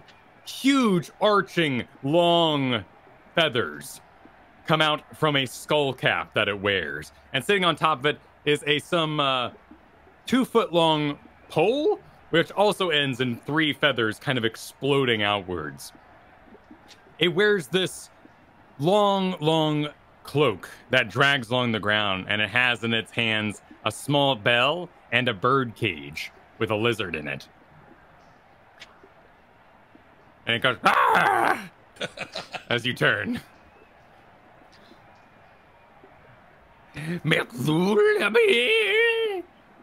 Nobody knows this language except for our intrepid dragon slayer who speaks Draconic. He's speaking Draconic. And it said, "Adventurers here." I'm gonna try to communicate with this thing. And I go in Draconic. I say, "Adventure is a unique choice of words, but sure." This mountain has known many adventurers. Follow me, if you please. Ding, ding, ding. And it walks as its bell and its offhand rings, leading the way with its lizard in a cage. And it walks around a boulder nearby and disappears. It wants us to follow it. Is this typical for a dragon hunt? I mean, you tend to have, I hate to say it, but cults tend to follow dragons. Oh, so, Keep your wits about you. Do we want to follow it? Yeah. I guess we do. All right. It sounds like unless Splendorbelt has a great disagreement, we're going to follow the kobold. Yeah, I'd go. Let's do it. You walk around behind the boulder and you see a small cave some 3 feet high. And inside of it you can hear ding, ding, ding, ding, the sound of the bell traveling down through the tunnel. I'm going to pull out my bow before descending. Marsh leads with his bow drawn. Ko will follow behind, just duck down. Grin Keeper next. Same. I'll feel weird without my maces, but it's okay. We leave the sound of the cheering crowds behind as we enter the tunnel. We head down this long tube with jagged edges all over it. A lava tube, if you will. And as you bend down and kind of crawl in these 3-foot tight spaces, quickly you enter a small room of about 15 feet wide. On the back wall are seemingly 2 giant metal pipes built into the stone, surrounded by the stone. These 2-foot diameter pipes run from top to bottom. But inside here is a small bed, a small fire, a collection of objects on a small wooden table, slightly singed. And it walks over the kobold and places its caged lizard on the table and drops its bell. And it hustles over to its bed where it reaches underneath and pulls out some old fetid pieces of meat and walks over to the fire and lays them over a stick as though bacon-like. Please join me. But for the rest of you here, It wants us to take a seat. Grin Keeper sits. I would like to ask the creature its name. well, then do so. Hey, you got a name? Skoogie. Everybody, this is Skoogie. Skoogie would like us to join them. Skoogie, shaman of the Kobold camp. Skoogie thinks they're important. Skoogie has a request of adventurers heading through this area. Skoogie's got some bull it needs us to take care of. Skoogie was very important, very revered until the dragon came. The dragon came some month back, and when it did, nobody worshipped Skoogie no more. They only worshipped dragon. The dragon canceled Skoogie. Skoogie has need of adventurers such as you. Skoogie wants to help. Help Skoogie will. Well, if Skoogie's to be believed, he stands sorry, Skoogie, are you a boy kobold, girl kobold? Skoogie has long since forgotten the need for such things. Okay. They stand a lot to gain from the sudden demise of our red dragon problem. Would Skoogie be willing to aid us? What can Skoogie do? Well, Skoogie certainly seems like they want to help us. Of course, the question must be asked, can we trust this weird little dude?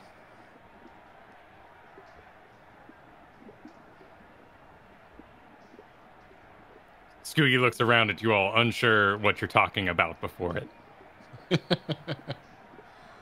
I asked Skoogie in Draconic, why should we trust you? Trust? No need for trust. Only slay. Slay and leave my people to me.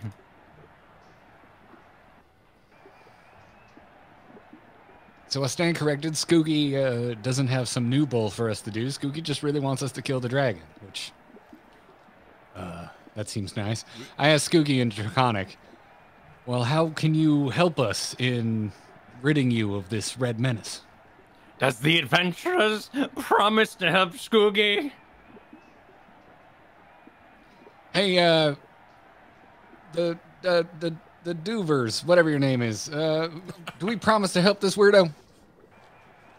I mean, if we are already going to kill it, isn't that helping him and killing it? So what's the point? What can you do for us? I turn back to Skoogie and I go, so what you want us to do is to kill the dragon? This is what Skoogie desires most. Okay, Skoogie. Well, I mean, we definitely came up here for a completely different reason, and you are really inconveniencing us, but we will help you. Very good. Skoogie is most pleased with this answer. Skoogie can help. Skoogie knows the way. Skoogie says he knows the way. Skoogie's got a clue. Skoogie, and he walks over to the large pipes that run through the stone and gives them a boom, boom, boom. Skoogie knows the secret of the mountain. Skoogie, is it wise to be making so much noise? The crowd still cheer outside. Can you not hear them? In Draconic, I say, fair. Yes, as long as they celebrate the sacrifice of snacks, they will be pleased for a time, and the dragon will feast on the kobold flesh of which it has taken. Skoogie knows the secret of the mountain. This mountain is not all it seems, and Skoogie has a gift, and he takes off his hat and lowers it very ceremoniously in front of him. And places it on the ground, and holds out his arms and starts to do a little dance around the hat, making sure that it always ends with a little reverence kind of swoop over the hat, like it's summoning something out of the hat. Wheatley, the swamp weasel, scurries down and is very intrigued by all of the movement. A snack! A most delicious beast! Did you just call my weasel a snack? If it belongs to you, yes. May I keep it? You absolutely may not. Oh, I mean no disrespect, adventurer. Your weasel looks most tasty. Well, disrespect is taken. Stay away from my weasel. No, I wish to speak to another who I have not disrespected. Any of y'all speak Draconic? I do not know what this language is. I got bad news for you, Skoogie. You're stuck with me. My humblest Skoogie apologies. Skoogie can tell you where to find the path. Skoogie, where exactly is this path going to lead us? It'll lead you to the heart of the dragon's lair. So apparently, Skoogie can lead us to the dragon's lair. Oh, this is good. Yes. We're all just gonna trust this weird half-naked kobold.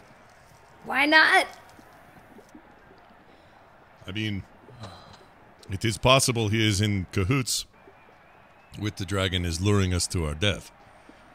So that should be said, but, either way, we are going to see the dragon, so we go with him or we go on our own. Seems the same. We'll just keep an eye out for any other kobolds, and definitely let me know if you see a long log with some rope. We can keep an eye out for this. Then we are set, yes? Does anyone need a bite or anything before we sally forth?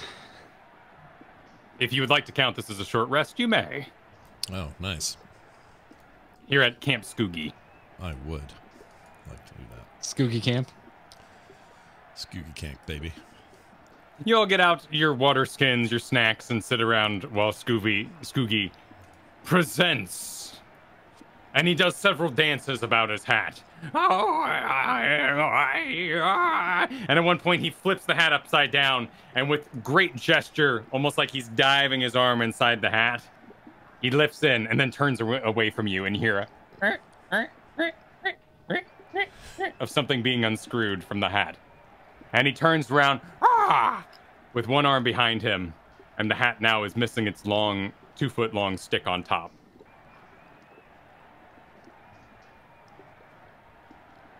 So you took a feather off your hat? It is more than a feather, for it is... And he holds it above him with both hands, dropping his hat to the side. The arrow of slaying.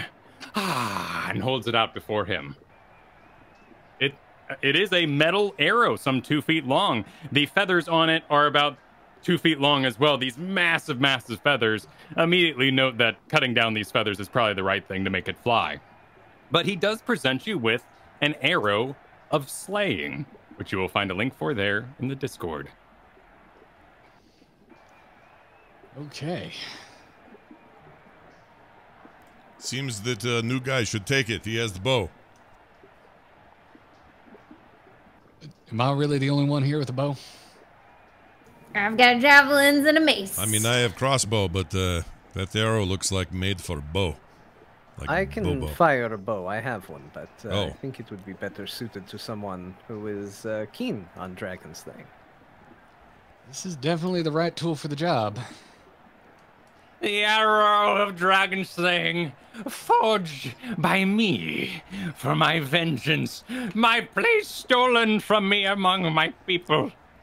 I have put my own blood in it. Gross. Aye, most gross blood taken from a most unholy place. We do not need to know what... Oh, I can't understand him. Never mind. No. I'll tell you all. Yeah, apparently he made this with his blood. Well, then Take you are, that information. you are definitely having this arrow, then. It is yours to have. Take it and our pact is sealed. What's the catch? I catch you slay the dragon, and you leave the village in my care.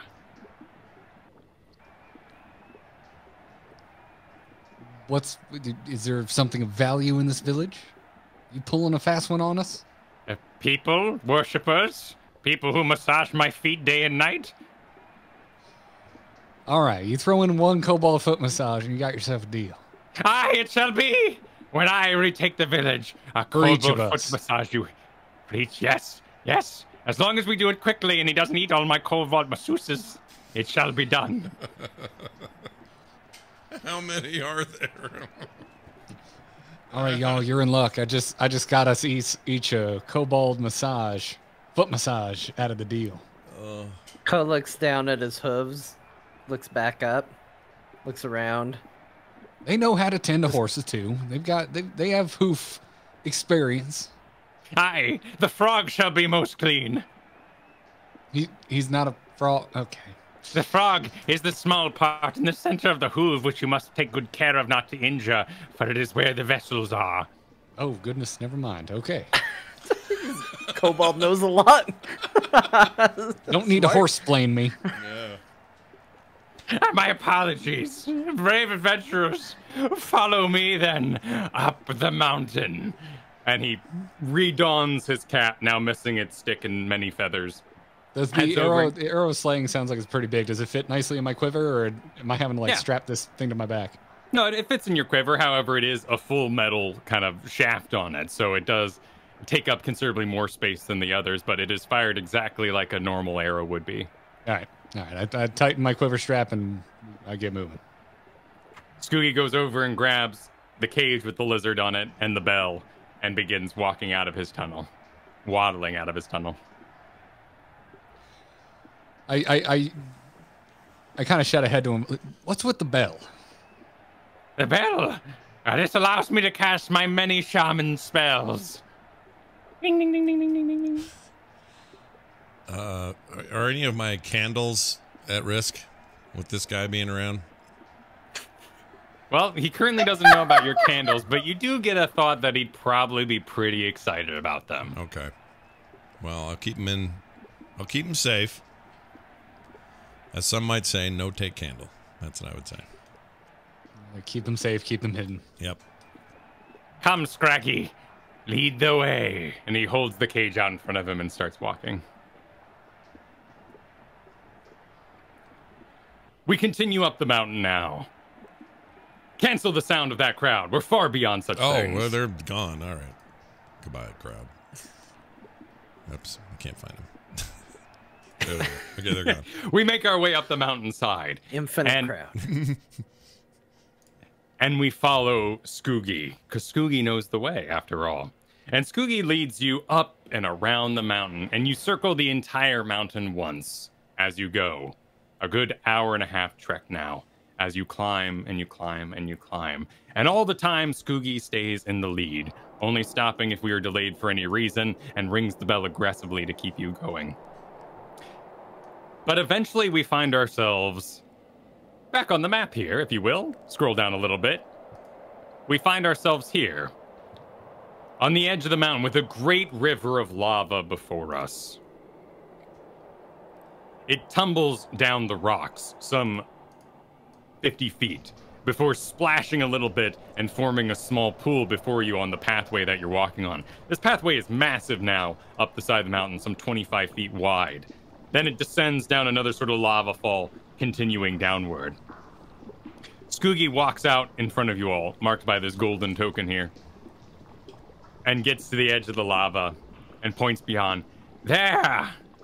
Scraggy has seen it. Scraggy knows the crag. The crag that leads to the dragon's lair. Scoogie's really into this lava wave. The crag will take us to the room of judgment.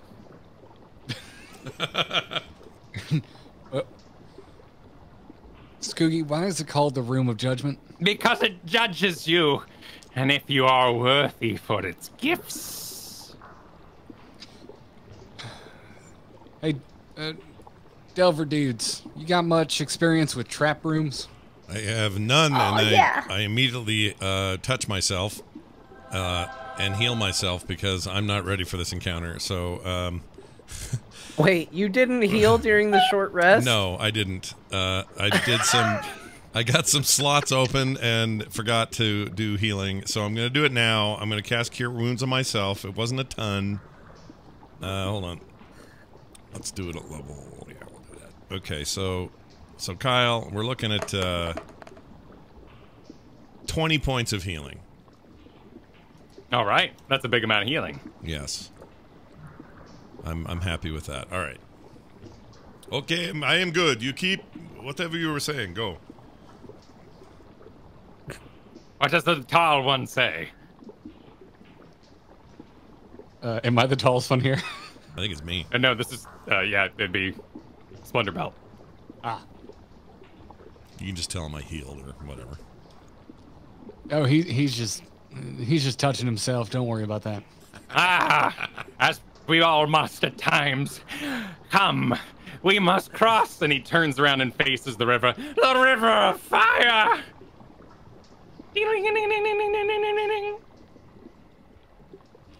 So are you casting a spell, or do you just feel like ringing your bell? I have no spell to cast. We must jump very nimbly or face its burns, unless, of course, you feature magics that can cross the river of fire. I would like to cast jump. All right.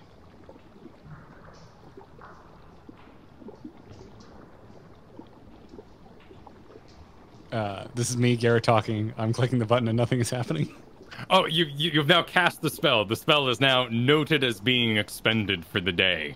You now follow the instructions of the spell at your own roleplayness. So you have slapped yourself on the knee, as it were, and enchanted your legs to triple your jump distance until the spell ends, which is 1 minute. Great. So you can jump so 13 feet normally. So you would be jumping with a running start, which this absolutely can be. 39 feet. You can jump 39 feet. And about how wide is this river of lava? Well, you got yourself to the first little island is 20 feet, and then across, if you go down or up, you can get 25 feet, and then another 20 feet to get across. I can use my little laser pointer here. So this would be 20 feet here. You could jump down 20, 20, 20, or you can do 20, 25, 20. I would like to try and do the 20, 25, 20. All right, then roll an athletics.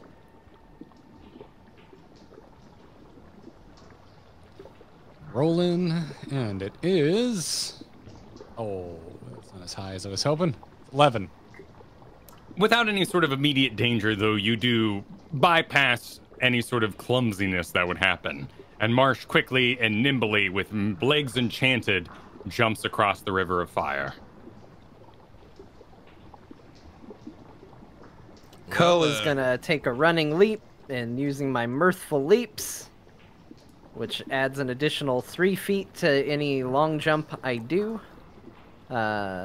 is gonna try and jump across as well. Before he does that, can I, I'm gonna cast, hold on. I'm gonna cast, guidance on him so that he can roll an additional D4 for his ability check. Nice. So, all right. So Ko is using his mirthful leap to gather some bonus jumpage and is now going to make his athletics check. And it's what, a D4 that I can add to it? Yeah. Oh, I hope it's a D4. Hope it's a 4.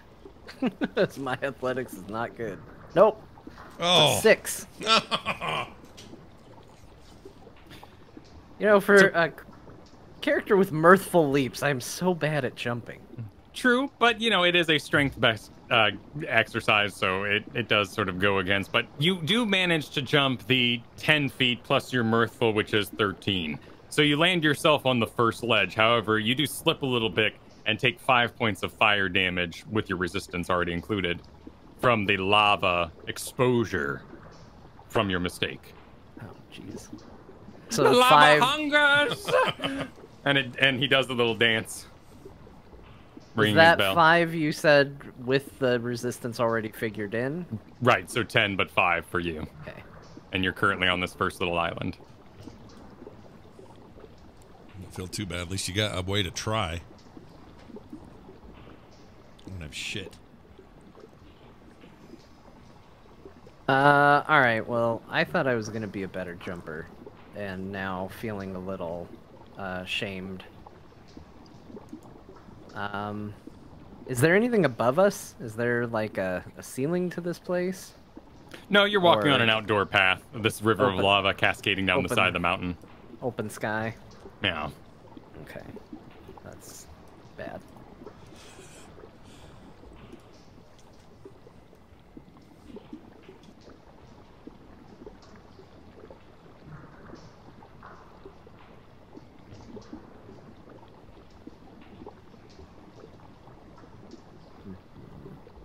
All right. Well, Ko is going to take a moment to consider his options while other people figure out what the hell they want to do. Marsh stands proudly on the far side, and Skoogie turns back and says something that no one understands and is no longer in Marsh's earshot. Oops.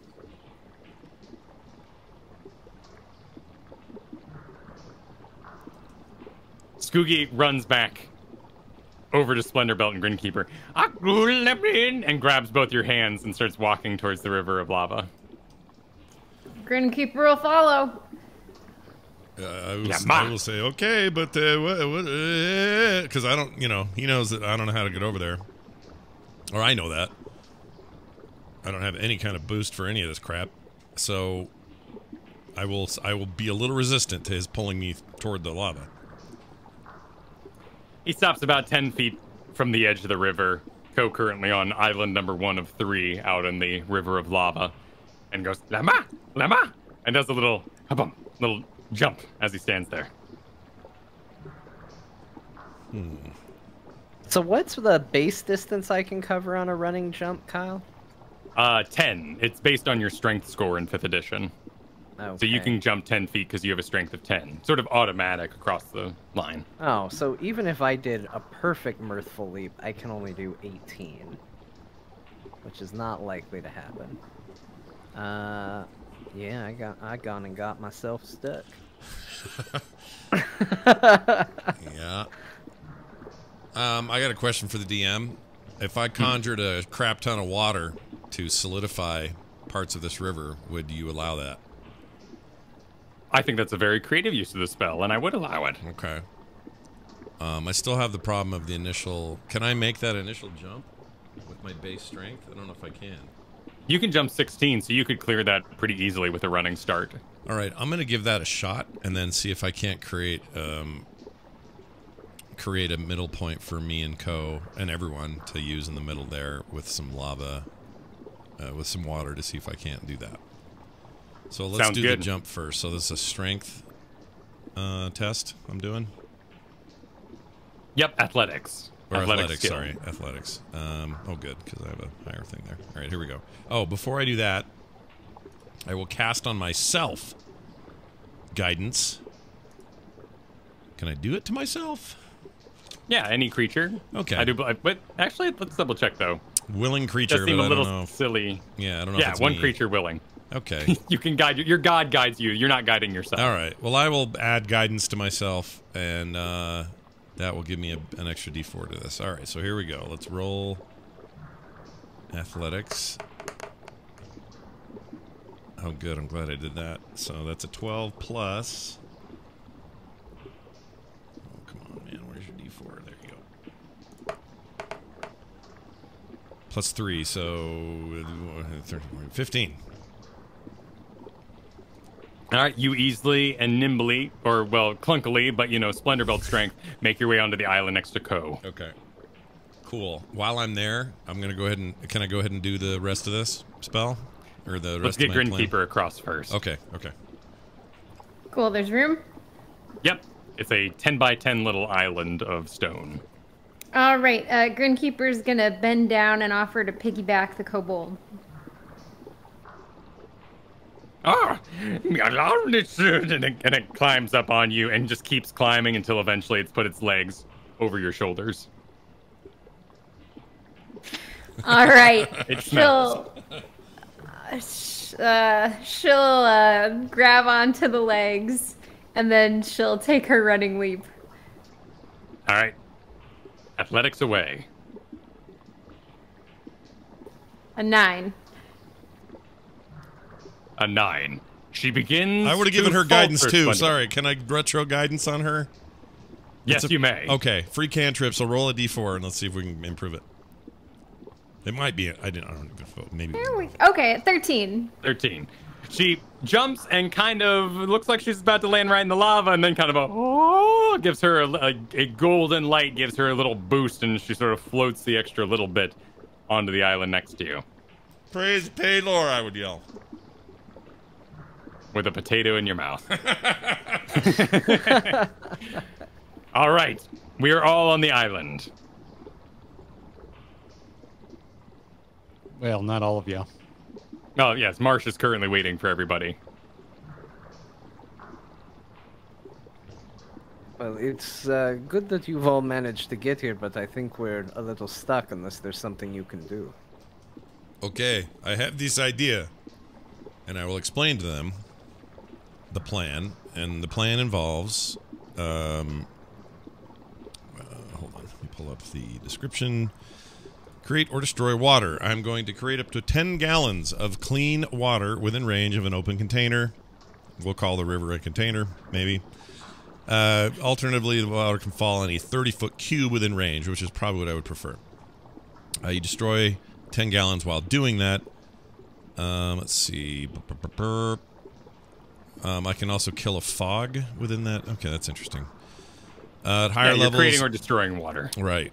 If I do the second level or higher, create, destroy anything. Let's see if it's any better. Okay, the size of the cube increases, but I don't think I need that. I think I can do it at first level because 30 is plenty. So that's what I would do. I would try to create a 30-foot cube-ish of water here in the middle. All right, you cast the spell. All right, here goes. Create, destroy water. I don't know what sound that makes. It makes a great sound. And now, did it work?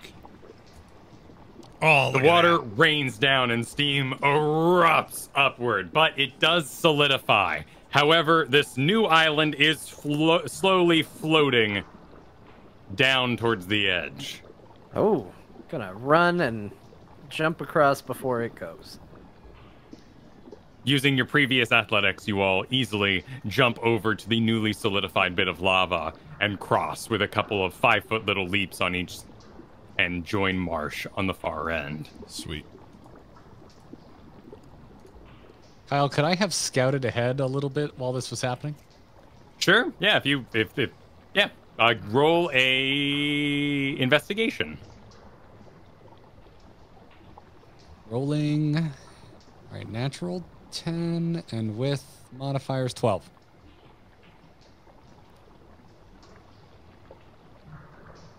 Roll a perception for me as well. And that's going to be an 11 plus modifiers is 16. So you scout out ahead and you walk around the corner, and as we are reaching towards the top of this mountain anyway, all these roads are or pathways are sort of angling inward, spiraling around the mountain. And as you look around the corner, you do see the dragon.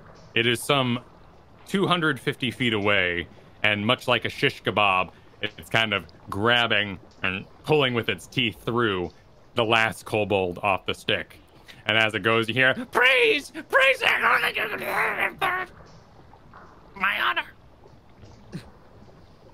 Well, that's grim. Downs it with and it sort of regards the stick for a moment, swallows, and tosses the log aside as it tumbles down the mountain, and again takes wing. So describe. Oh, it takes wing again. Okay. Yes, begins flying upward. Okay. Just like that. How did I see where it went, or did it like disappear into the clouds? It's flying around the back of the mountain. However, if it is going to make a full rotation, it'll be here soon. In your investigation, though, you did find perhaps the crag that Skoogie was talking about. A sort of 6-foot high slit in the mountainside that goes down and back and in. In fact, all along the slit, you noted with your perception, there were great claw marks, as though dragons of the past had tried to claw this crag open. Ah, okay. I relay this information to the group. Marsh returns to you, tells you about the dragon now circling the skies above, and the crag he has noted. And I think we should take cover immediately. See if we can slip in and prepare. Yeah, I'm assuming the group saw the dragon. They did not. You were the one who walked ahead and looked around the corner. Okay, well, in that case, yeah. So we should probably get under cover. The dragon it looks like it's circling. It's going to be back soon. Okay, lead on. Skoogie is set back on the ground. Ah! And it complains the whole way down. Can I hear what Skoogie's complaining about? Skoogie enjoyed the buns, and they were good for piloting the woman. Skoogie said he liked telling you where to go by pulling on your hair. This is really weird. Yes, it is. It's very weird. the crag is ahead. And for the rest of you, it's like, yeah, what are you doing? And he kind of gallops, holding the cage with the lizard out in front. And you can see the lizard is at attention inside. And it runs over to the crag. Here the mysteries of the mountain shall be revealed. How's my weasel at this point? Is it like concerned? Does it think there's danger ahead? Is it just snoozing in my pocket? Your weasel is snoozing at the moment. Okay, all right. So we move forward. Yeah, flaccid, you might say. No one would say that. Oh, okay. We proceed down the crag, and it does seem to be yet another lava formation. The walls are very sharp with those bubbles and various hard edges that make up a lava tube. But as you go back, you find yourself in a room that has been carved out of this obsidian stone, out of this lava rock. That's obsidian, right? Igneous? Yeah. Yes. Middle school's been a long time off. Yeah, it's been a while. I don't remember. Obsidian is that really dark glassy stuff that can be chiseled into a very sharp thing, but it's from lava, yeah. Yeah. Obsidian is an igneous rock. Igneous, excellent. Kind of shined along the walls, and you find yourself, as the crag continues, in a 25 by 50 foot long room. In the center is a pedestal that is about 5 feet raised from the ground initially. There is in the center of it, and let's go ahead and I'll reveal this on the map too. We're all kind of kicking it in that small room there. I'll move over your tokens here.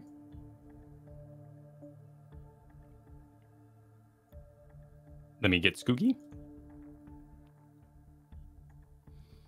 So we find ourselves in this room, and in the center of it is that raised pedestal. And in the very center of that, a 15-foot pedestal, 5 feet in the center, is a diorama, a map, a 3D map.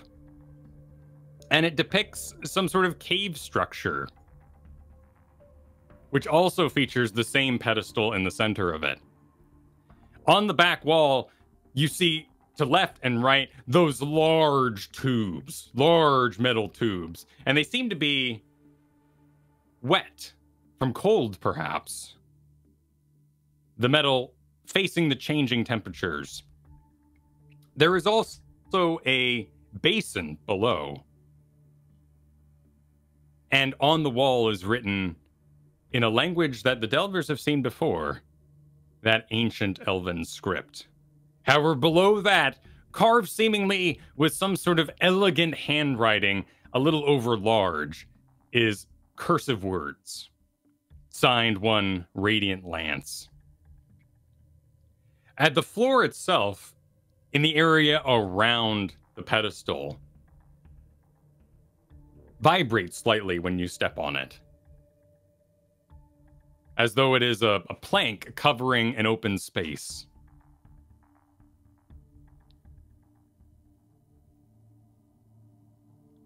Skooky runs ahead of you all to the far wall. And for Marsh, who understands, mysteries revealed! And as its cheeks puff up and it blows, soot blows off the wall. And in the center of the wall, there below the elven script, above what is this cursive handwriting signed by Radiant Lance, is a handprint in the wall. Below that cursive handwriting is that sort of basin, a sort of trough that extends out of the wall. Can we read the handwriting? Yes. The handwriting says, "Prove yourself, fellow Dragon Slayer, that you are free of greed."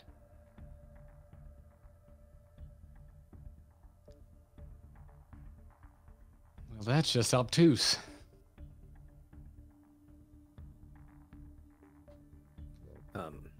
It is going to be hard to prove that we are here free of greed when we are really only here to get paid.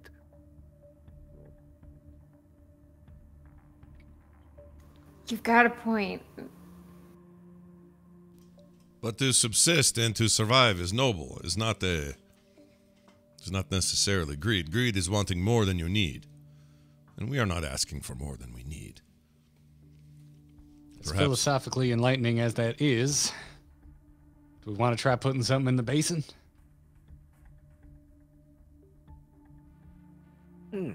That's a good idea. What should we put in? I can check in my gold. And Grin Keeper fishes around in her bag of holding and pulls out her bag of gold and chucks it in. Throws it into the basin. All right, it jingles. The bag kind of spills sideways, and some gold coins fall out. Is it the whole bag? All your goldly possession? Everything. Yeah. Okay. Let's see. What is that on you right now? That is inventory. 200 something. 250 gold pieces. All right. Wow, that was generous. I think Splendor Belt might be greedy after all. I will throw my half of my good potato down there. I don't give those away for nothing, so toss that in there. All right. The potato lands in the basin. Does anything happen when these things hit the basin? Nope, they just seem to sit in there. Roll investigation checks, everyone.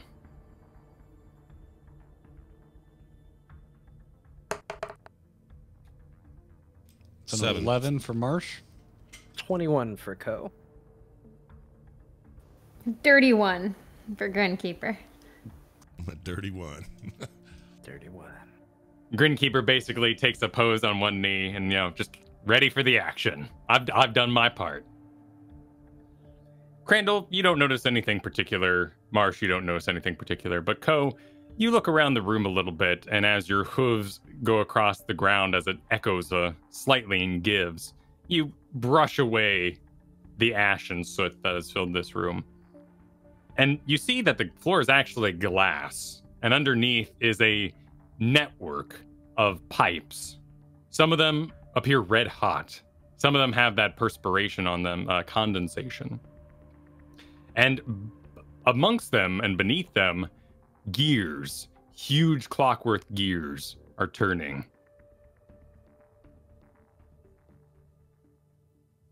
Can we all see this now? I'll point it out to everybody.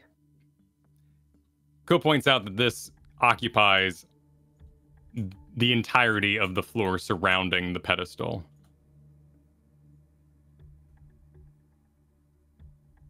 Co, you also then draw your attention to the sort of 3D diorama, the map in the center. And there are 3 colors, 3 sort of gemstones placed in the map. The map itself has a sort of base level of which all the normal gray is. The darker gray is sunk in, as though a sort of trough or a moat exists in that area. And the lighter grays here on this map angle upwards like platforms. But these gems lay out in certain areas. And with your passive perception, you're able to see a couple of other little scrawled writings carved in the rock nearby, each of them also signed by one Radiant Lance. The red one says, "Lava off." The blue one says, "Sealed gate." And the green one says, "Forced landing."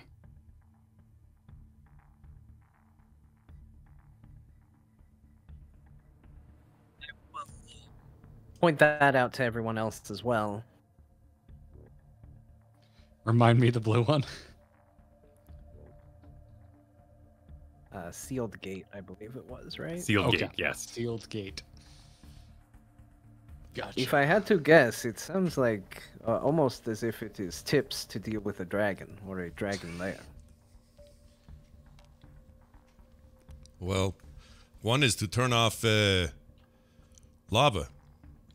This seems a good idea no matter what we do. Where is this chamber, though? How do we get to it?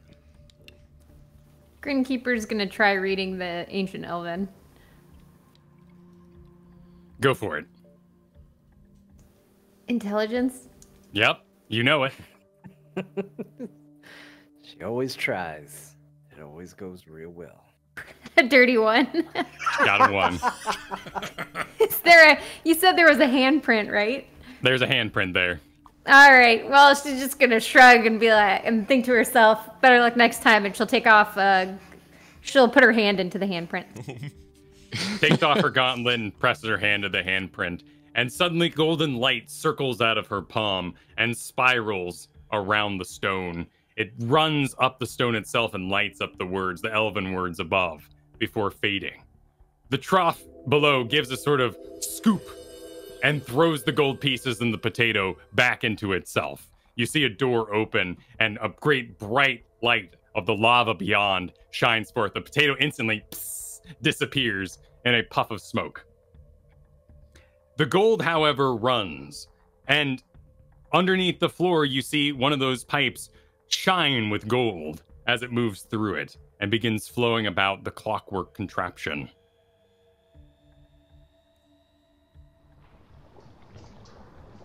Cool.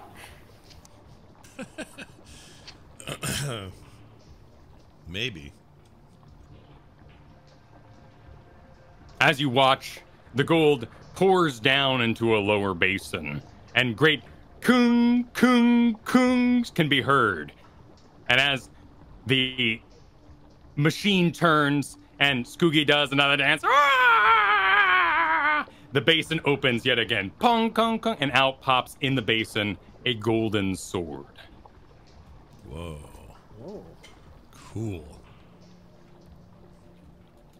Does it have like some potato skin around it? No, the potato instantly burned up the second the basin opened to the forging lavas beyond. Golden sword, potato skin handle.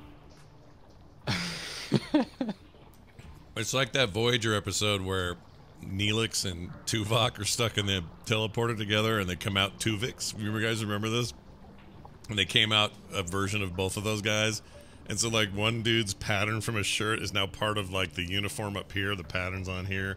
He's, like, pointy ears like a Vulcan, but the hairy weird thing like Neelix. It's terrible. But it reminds me of that. Also, yeah. I should have planned for a potato anomaly, but I did not. Be all gold with a little potato, you know, a hilt with a potato on it. I'm going to turn to Skoogie and go, Skoogie? What's with the gold sword? She has been deemed worthy and free of greed. Hey, Grin Keeper? I don't know how to tell you this, but you've been deemed worthy. All badass! And then she'll go and pick up the sword and check it out. You pick it up.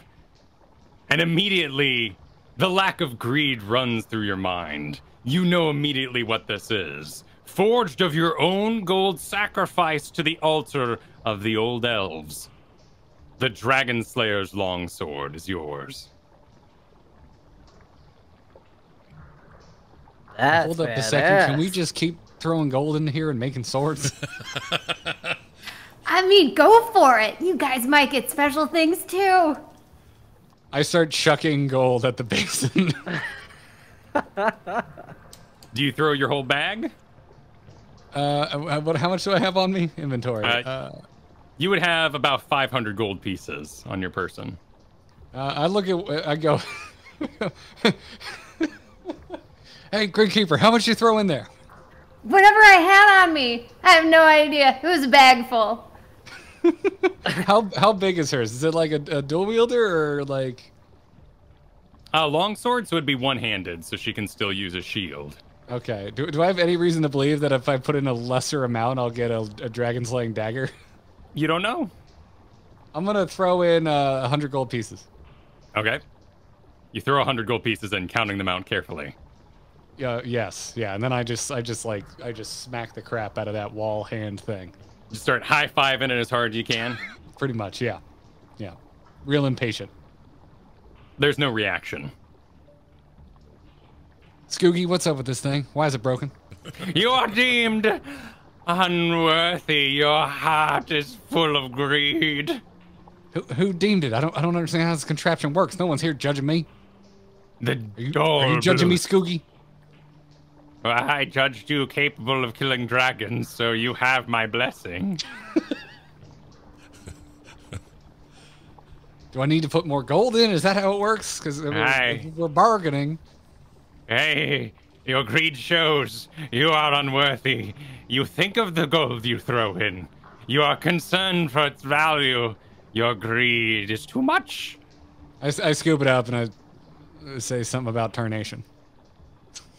Ko is gonna walk over to the basin and reach into his bag of holding, and he's gonna produce a fairly large bag and place it all in the basin without any care, like not even gonna count it, and then go over and press the wall and see what happens when a bag of 1,000 ball bearings gets put on the altar. Whoa. All right. I don't even care how many ball bearings goes through. Roll Take all the a... I don't remember you having those. Roll a deception. Oh, sweet. Okay, wait. I got a 9, but I'm guessing that's not enough, so I'm gonna use my psi-bolstered knack. Let's try and make it better. Roll a D8 here. I'm gonna think really hard. That's a 16. Psychically. All right. You do your very best, like the Ghostbusters before you, to clear your mind. Uh-huh. And you think you've got it, and you place your hand on the wall, and it kind of, and the golden light starts to travel up.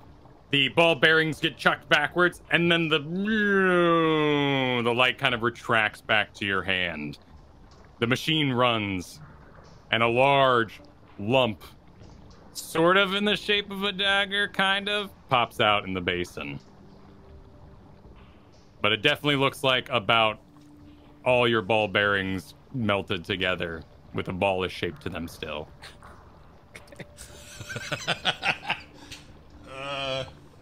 This is what happens when you. This is why I avoid the blacksmith named Wish in town. That's a good idea. I'm gonna go, wait a minute. I see how this works.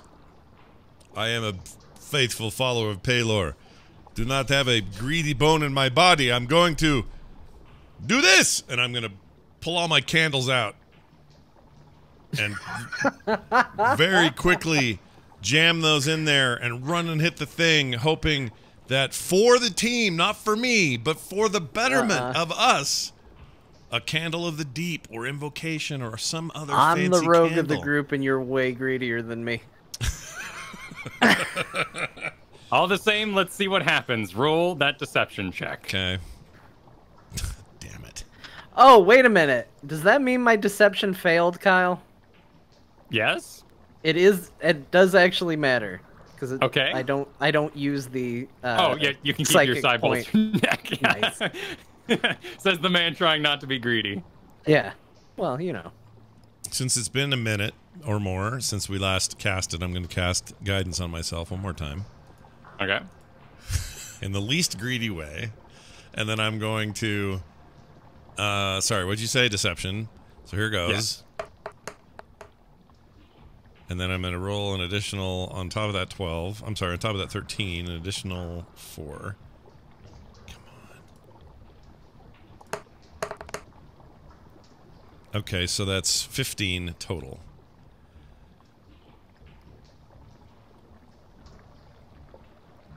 It glows with light, Uh-huh. and it travels up to the words as previously done.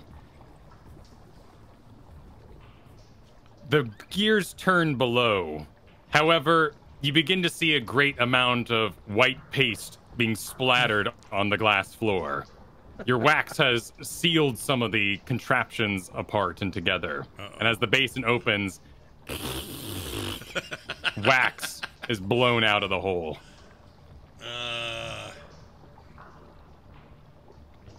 Okay.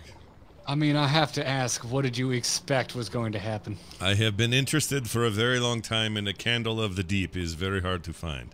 So I thought perhaps, legendary item would come out of my wax donation.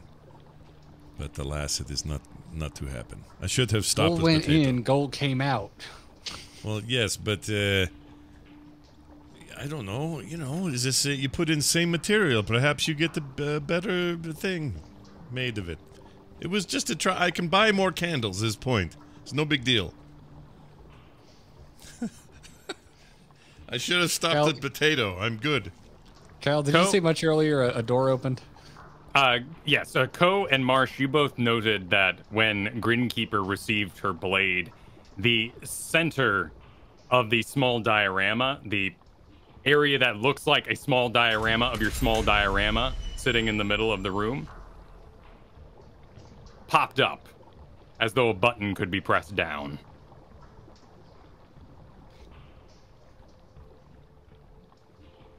Well, it seems that we have now broken the magical sword-making machine. Thank you, Splendor Belt. Are we ready to proceed, seeing as we've now deemed all of us unworthy except Grin Keeper?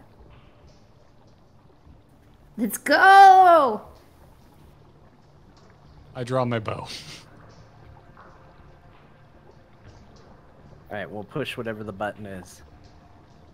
You press down the model of a model there in the center of the model, and the floor, that platform, 15 feet by 15 feet, begins to raise up, and the ceiling shifts aside, and you find it rising dramatically, slowly.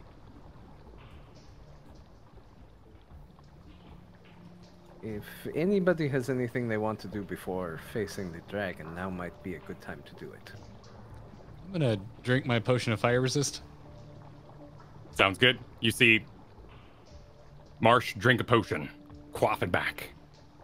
Ko is gonna have his sash untangle a little bit, and he's actually gonna tie an end of it in like a lasso.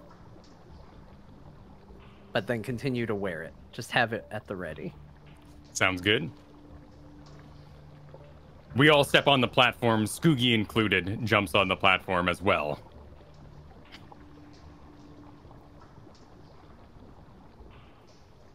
Is Skoogie saying anything? Skoogie appears to be working on some sort of spell and is ringing his bell back and forth. Why couldn't we have gotten the quiet shaman? All right, we are all then on the dramatically or slowly raising dramatic platform as it heads into the ceiling chamber. Alrighty. Excellent. All right, as so we had a rope prepared. Anything else anyone wants to cast now? I mean, no. I had a thought and I changed my mind. I do not want to cast anything. All right, then here in this moment, let's roll initiative.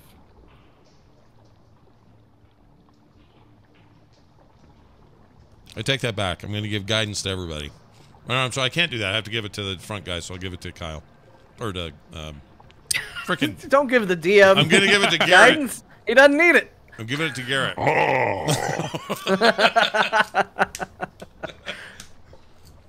I'm gonna need it. I got a 10. Okay, you can use that toward that. So you got a 15. Sick. Sorry. Wait a minute. No, he's got to roll for it. He's got... Who? What? Roll for what? Oh, yeah, you have to roll a 4. Well, yeah, duh. You have to hit a 4 to... I'm not thinking. Not only did you just give him a number, but you gave him a number he wouldn't have been able to get.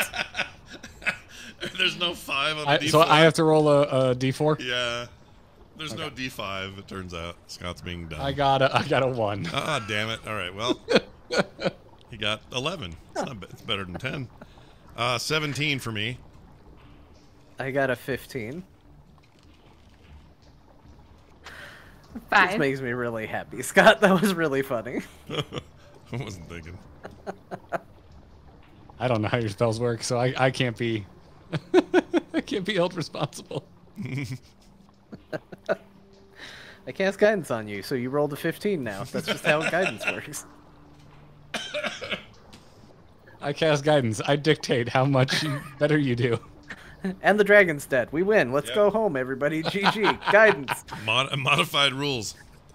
We play how we want to play. I don't know what I was thinking. Who hasn't rolled? We're missing a roll, aren't we? No, we got everyone. I mean, unless you're concerned about Skoogie, but I have written.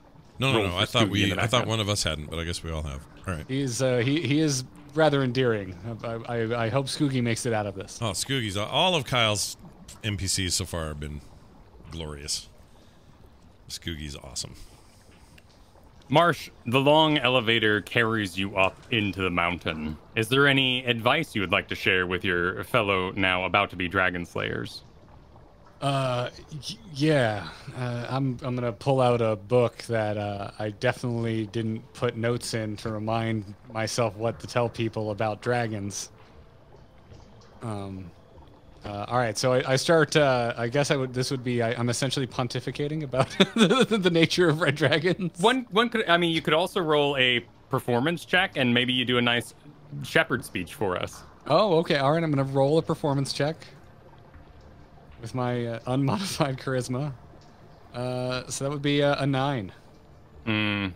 It's not great. Okay. But is there any information you want to share? Yeah, you should all be aware. Dragons have extremely thick skin. You might as well be fighting the thickest armor of any foe you've ever faced. Also, they are cunning and they are strong beyond description. But they are not very wise. Keep this in mind as we go to fight the dragon. Also, I don't think I need to remind us how much their breath hurts. Avoid the fire. That would have been better had I rolled better. What if he flies? I'm flipping through my notes. They will fight from the air unless convinced that their victory is absolute. So again, they're not very wise, so maybe we can... Play dead? Or some other version of feigning defeat.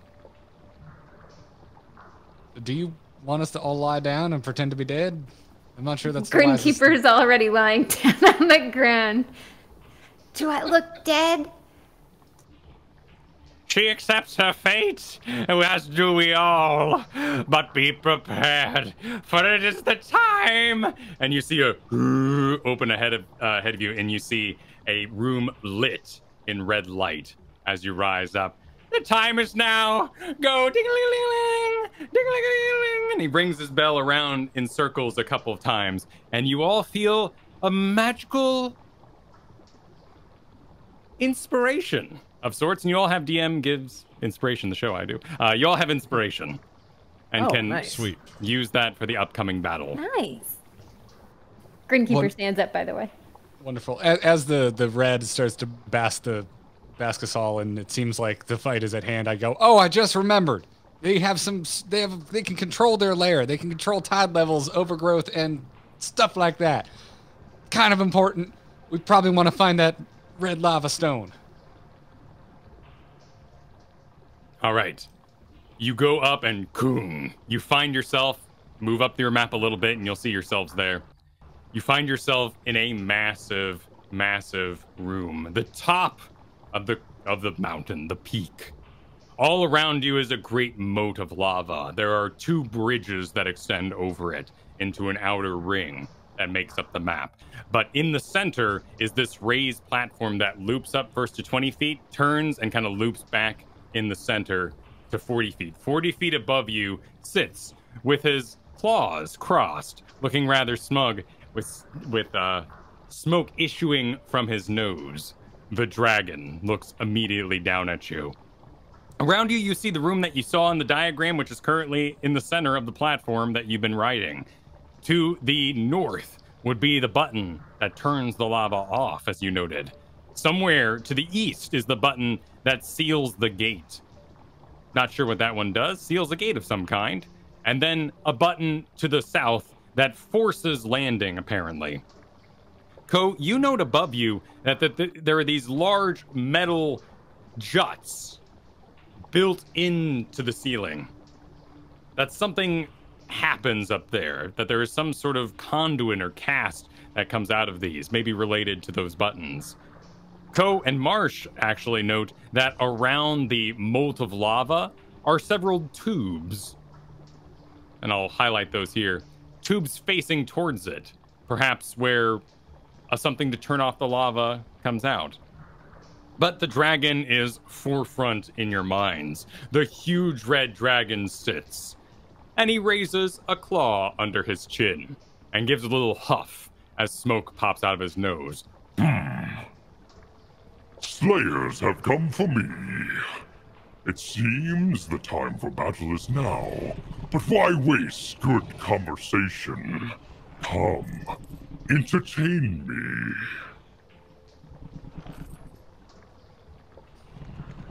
Ko will think telepathically to everyone.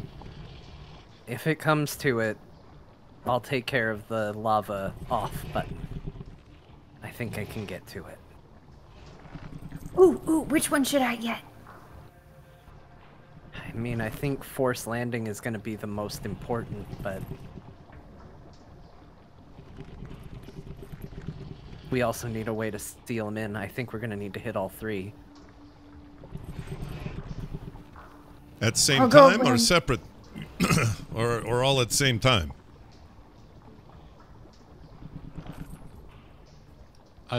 I don't think it needs to be done simultaneously, but if there's an exit, if there is a gate, we do not want this dragon getting out. Is there no one that will entertain me before we battle?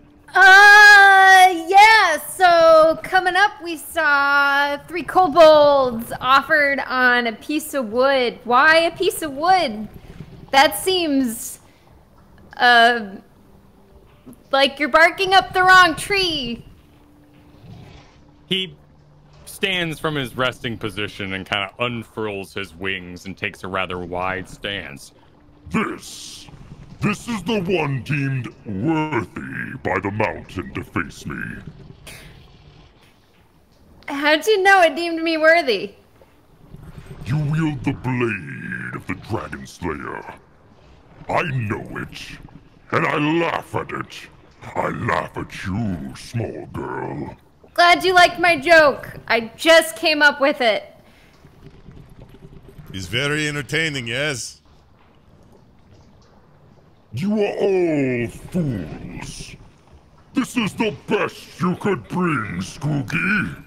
You have been supplanted, removed, and the best you can muster is 4 fools.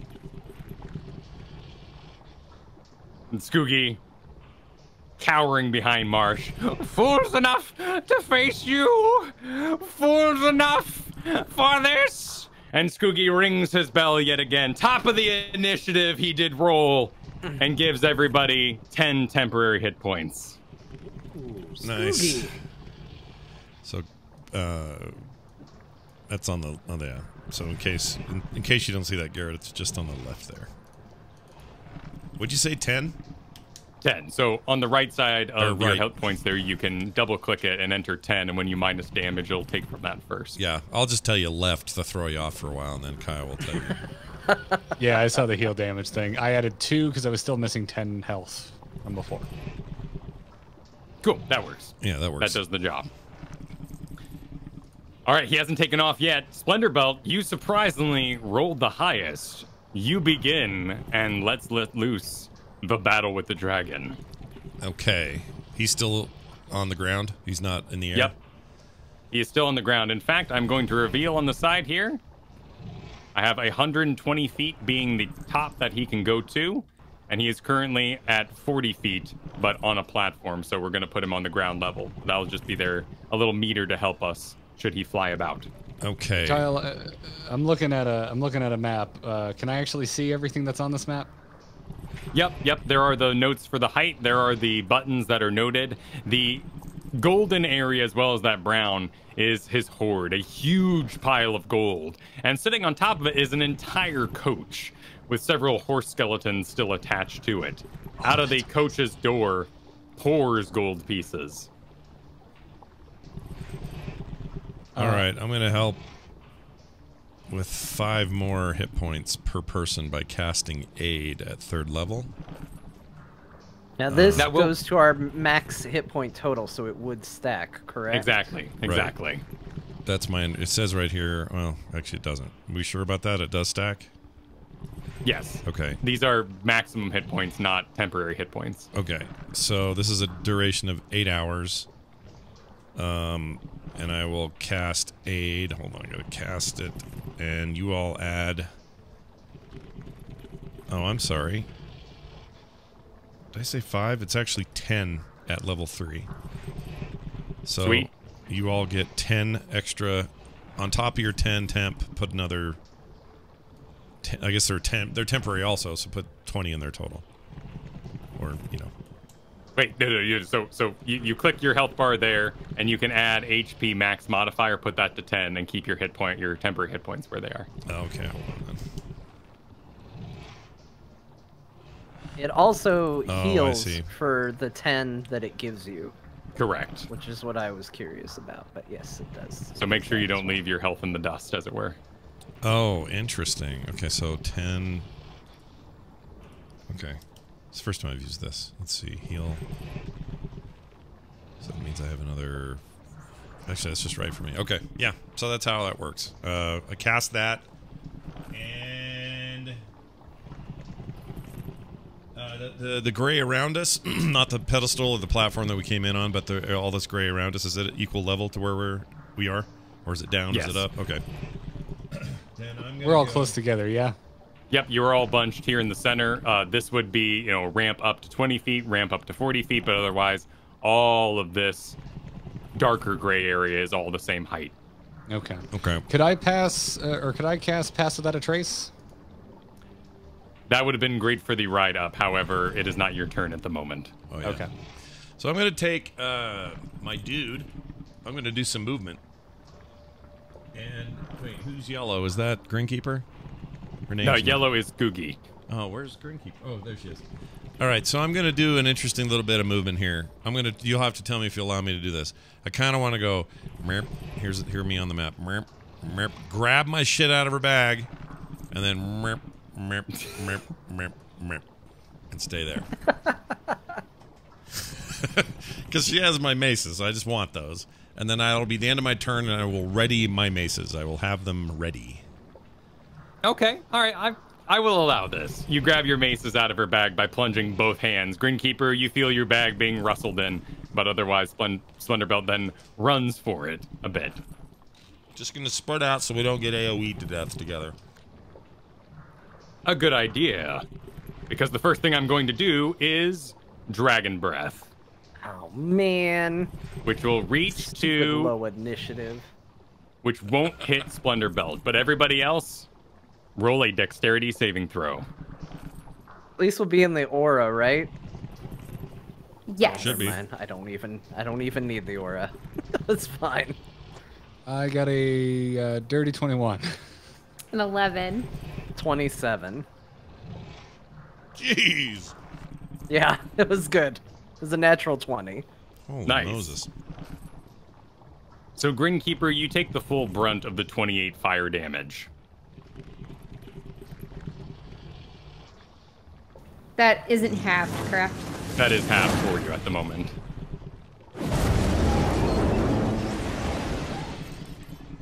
Marsh and Co., you both take 14, able to dodge the fire either by hiding behind the nearby pedestal or sort of diving over the top of it, but still you're singed by the flames that passed by.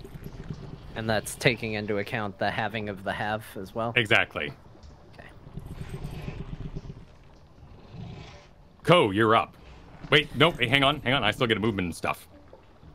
The dragon takes flight and flies about the room. He raises up to 80 feet in the air as he does. and circles about, now above the lava as he flies. Now it's your turn, Ko. All right. I promise you, I measured it twice. Ko is going to run all the way to the lava off button by burning his bonus action to get a dash and then his action to dash again and cover the full 105 feet of movement that he can. I doubt I can press a button because I'm already pushing it running that much, but that's where he's going to go. All right. I believe you, and I believe you could do it as a rogue. You make it all the way to the button. Marsh, you are up. The dragon is in the air above you. Pythagorean theorems be damned for the most part, unless it gets really complex. All right, sounds good. How does it look like I could jump the platforms if I wanted to go as the crow flies to the sealed gate? You could easily do it with your jump spell, like you did earlier. Isn't that a 1-day cooldown? No, you have slots that you can cast on. Oh, delightful. So let's see. You have currently cast jump once, so you've still got 3 slots of that level. Okay, wonderful. I'm going to cast jump and go for it. All right. Make your athletics check. Athletics, where are you at? There you are. Rolling. Ooh, 23. 19 plus 4. All right. Nice. With your movement amounts as a wood elf, you get a bonus 5 to movement speed. So you are currently mid-run. You've just jumped to the first platform and then jumped to the second one. You're currently in that run for your next turn. But we can carry over your same athletics score for that. Sounds good. Skoogie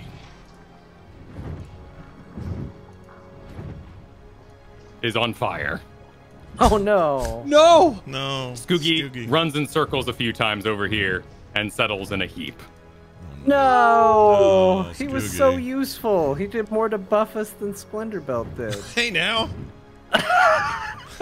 I'm kidding. That max HP thing's actually really Justice for Skoogie! Yeah. However, your temporary hit points have not fallen off, so it seems that Skoogie is still with you somehow, at least in some amount. But it's Grin Keeper's turn. All right, seeing Skoogie on the ground, Grin Keeper's gonna, like Mummy 2 when Imhotep runs over to the pool and like down on one knee, theater slides. He's gonna get down on one knee and slap Skoogie in the face for 3 points of healing, and then get up and run 30 feet toward the bottom button. Skoogie looks up at you and says something you do not understand, but you get a feeling that he appreciates it. Where were you running to? The force landing button. Okay. Then we are back to Splendor Belt's turn. However, crags appear below Ko. The ground breaks, and lava seems to be preparing to issue upward beneath his feet. Oh no. Splendor Belt, it's your turn. Okay. Whose feet? My Ko's feet. feet. Ko's feet. Okay. Ko's hooves. Ko's And my hooves. My 6 silent hooves. Did Ko disappear? Why don't I see him? I'm a rogue. Oh, he's up there on top. Okay. Yeah, I had you cut off. All right. Well. Huh. People scattered in a way I wasn't planning on. So I'm gonna spiritual weapon this business, and send him out there and do some damage, direct damage if I can. All right. Let's cast it first. All right, schling. It looks more like a mace, and as my face, because that's what we did. That's canon from before. My spiritual weapon flies over there, and I will cast hit first. That will be a total of 20. Dirty, very dirty, but a 20. You chase after the dragon as it flies 80 feet in the air. Your mace only goes 60 feet into the air. Shit. But you do have a summoned mace prepared for when it does land or be in range anyway. Yeah. On the plus side, that is only a bonus action, correct? Correct. Well, no. That's an actual. Oh, but the spell. future attacks and all that. Right. Okay. Okay. No, cast time, 1 bonus action. No, you still got your full action. Spiritual weapon, you just summoned it. Bonus action. Oh. Are we sure? Oh, yeah, you're right. Did I screw that up last time I used this? I bet I did. All right, well, that's cool. Then I will be irritated about the distance thing. And I will cast, you say 60 feet? He is 80 feet up in the air. Oh, 80. Okay. So even if I move closer, he's still higher than I can hit with any 60-foot ability, right? You could run up onto his 40-foot high platform and catch him on the next round. Remind me what the PP is over here with the brown turd in it. What's this thing over here on the other side? That is his dragon horde with a full cart atop it. Okay. I mean, it's PP colored, so that's why I was thinking. If you must know, he would likely do the business into the lava where it wouldn't bother anybody. Gotcha. Okay. Well.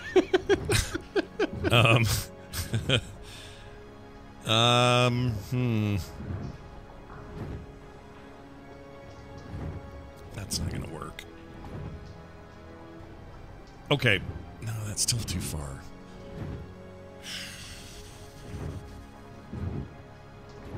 I am gonna move. So you're saying I can get up on this platform in a single turn here? Yeah, you could run up to the 20 level mark there. Because I dashed or whatever? Yeah. And that means I have no actions. So I'll just stop. Wait, the 20 mark. Is that it right here? Right by there. Oh, there we go. Okay. That's what I'll do, and that's my turn. Cool. The dragon circles everyone, flying about. Marsh, you in particular note that its nostrils once again flare with smoke. Its dragon breath is ready. I don't like that I'm noting this. It gives a dive and swings by you as you cross the island. It attacks you with a bite attack as it goes. 18 versus your AC. My acrobatics? Your AC, which would be your armor class there in the top, yours is 15, so you were hit by the bite.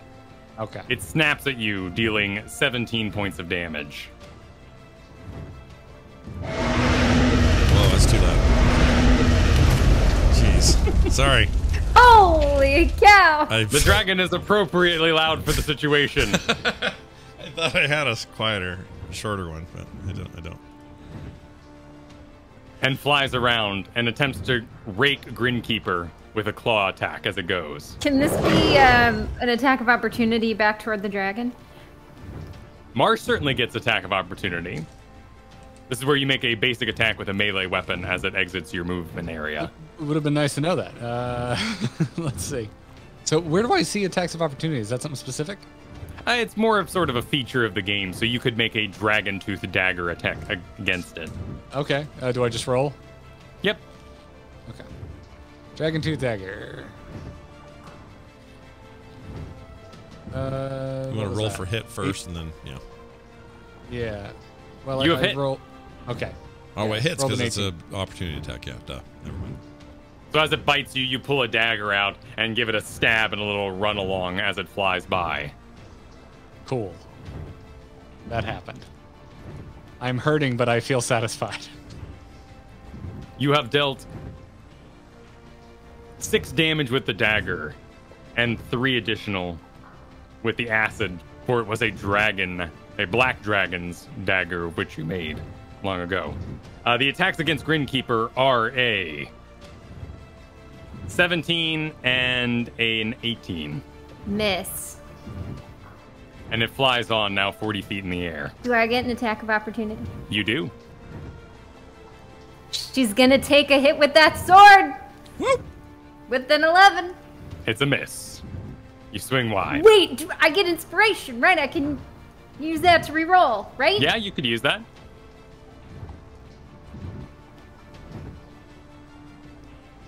Let's try this again. With a natural 20, apparently. Whoa. Very nice. Roll your full critical damage on the dragon. All right, let's see here. So, Well, wait. First, roll your other 20. hold on. I'm gonna do the damage here first because it lights up blue, and then Oh, otherwise I'll have very to do nice. the math myself. That's and fair. That's fair. All right, so plus the 3d6 because it's a dragon, it's gonna do 34 points of damage for this first one. Very nice.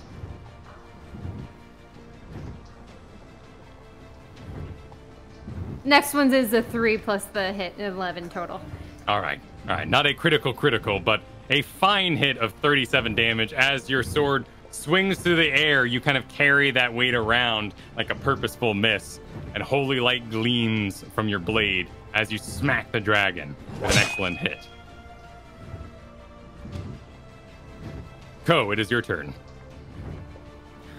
All right, Ko is going to push the lava off button. You press the button in the wall, and water shoots out of those pipes that you'd notice, and steam fills the room.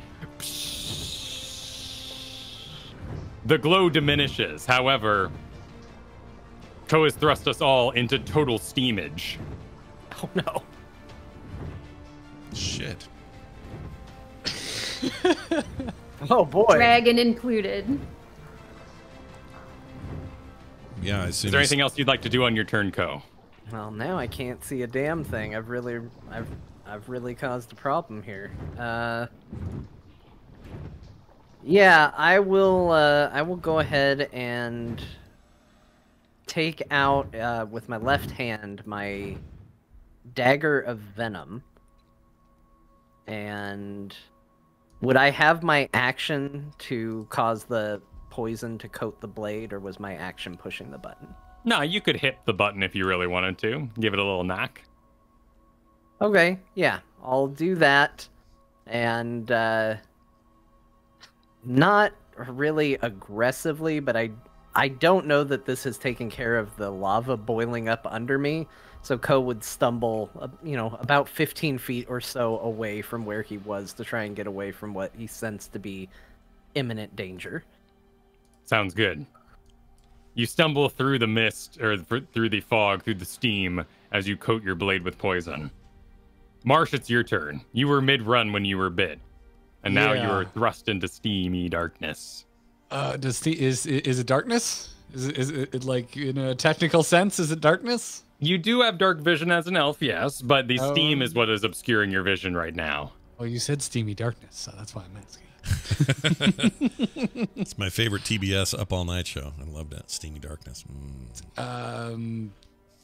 Boy. Yeah, so I don't have any other spells that can help me with this. So I get 2 actions? You get a move and an action. You can use them to continue your run in the darkness. Okay. And Well, I'm going to go ahead and cast preemptively Pass Without a Trace, and then try and stumble my way closer to my objective. sounds good. Where did that go? All right, I've casted that.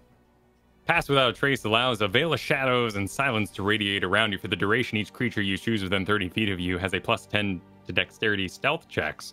Nice. So you stumble ahead in the fog, in the steam, and while you were aware there was lava before you previously, you now step calmly onto it and are slowly making your way still over in the direction you feel is that seal gate button. I whisper to myself, steamy. Nice. Nice. Skoogie sits up. Though he can't be seen by Grin Keeper, he is in awe of your majesty as you attack the dragon, defending him. He thrusts a small something into your hand. While it is fully bathed in steam at the moment, you now have a light stone, so you will be able to see when the time comes. Grin Keeper, it's your turn. All right, Grin Keeper is going to cast Locate Object so that she can know what direction that button south of her is, and she's going to keep running. Very cool. You do that. Is that an action or a bonus or something? The spell is an action. Okay, cool. So you can make a full movement then in that direction. Correct.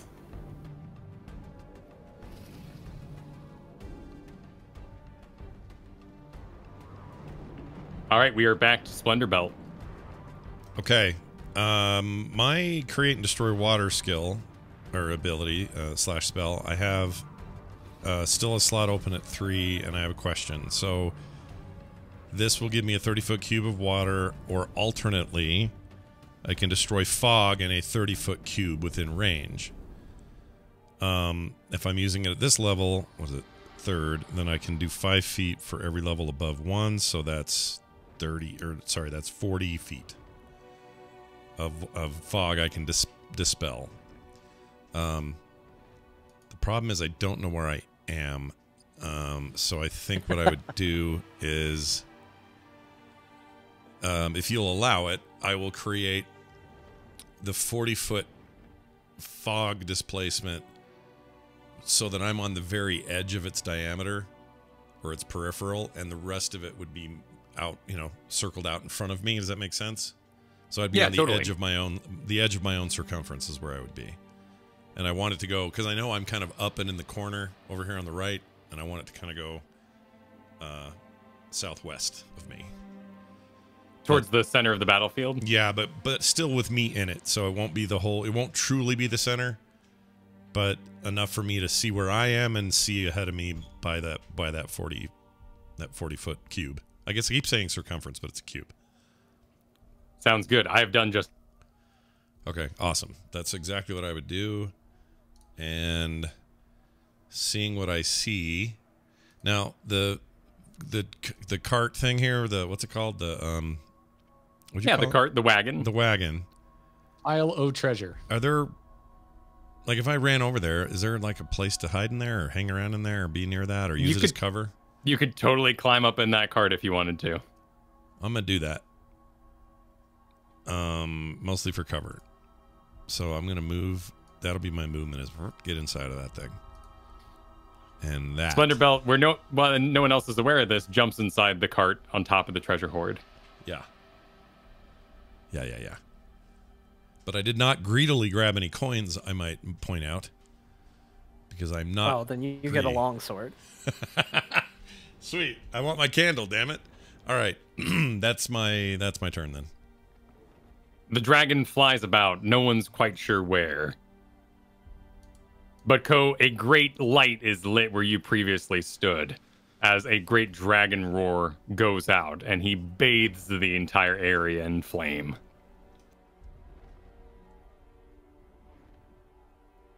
Well, however, decided to move. And it's your turn. Oh, sweet. Even better.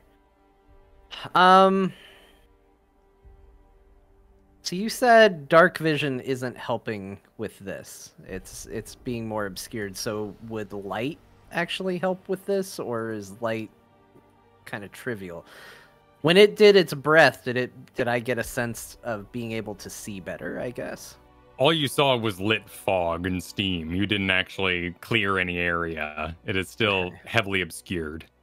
Okay, so light isn't going to do anything. It's just going to light up the steam around me and maybe even give away where I am. Correct. Okay.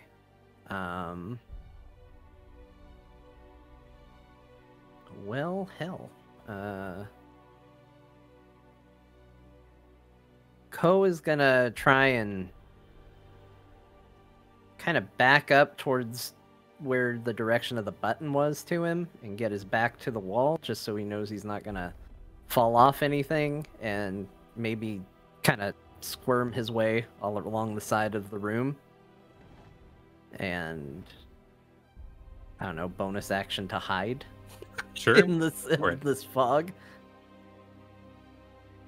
Make that check, and I know we're currently over time. Is everyone good to see this fight through, or should we rejoin at a future moment? It's up to you guys. Actually, it's mostly up to Garrett.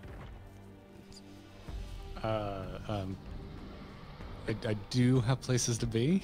Sure. Now I understand you're the guest here. Yeah, so in that case, we can totally do that. Put it off, and then, you know, we try to make him self-contained for guests, but at the same time, this is a really good fight, and we don't want to rush it and or miss it and or overly elongate it. I would also be down for returning. All right. Well, why don't we do that? Yeah. I don't want to be that guy. No, it's all good. No It's all worries. good. Our adventure up the mountainside took a little longer than expected, and sometimes these things happen in D&D. Oh, yeah. Particularly when a giant dragon is involved. So next time we'll be rejoined by Garrett, and we will continue our epic battle against the dragon. Yeah, and plus the way Kyle smartly worked all this out, it makes it so if we had to do a dangler from somebody, you know, like if your thing went long, we have the space for it. We don't have another guest lined up immediately. It's perfect. So we got this. Excellent news. That means you can, if you didn't get enough of Garrett tonight, boy howdy, you're gonna get enough of. No, you'll never get enough of him. He's always there at the right quantity, is what I'm trying to say. And that means we'll be back next week with more. A reminder that in the meantime, if you want to support the show, you can do it at therewillbedungeons.com. Sign up, get cool swag, and bonus shows and other stuff. After all this ends tonight, the core four of us are going to record another bonus show. And when that's done, it'll go right up for supporters. And then everyone else will have to wait for it. So there's one of the benefits. So go check it out and do that today. I think that's going to do it for us. I think, if I'm not forgetting anything. No, I think that's it. For me, for Kyle, for Kristen, Baby Chunks, and of course our guest Garrett. And John. Did I say John? John. No, not from me. I'm not saying not from you. anything. You're out of this deal. I get it. I'm just in some steam. I'm hiding. You're hiding in the steam. As well you should be. That's going to do it. Thank you all for listening. We'll be back next time with more. We'll see you then.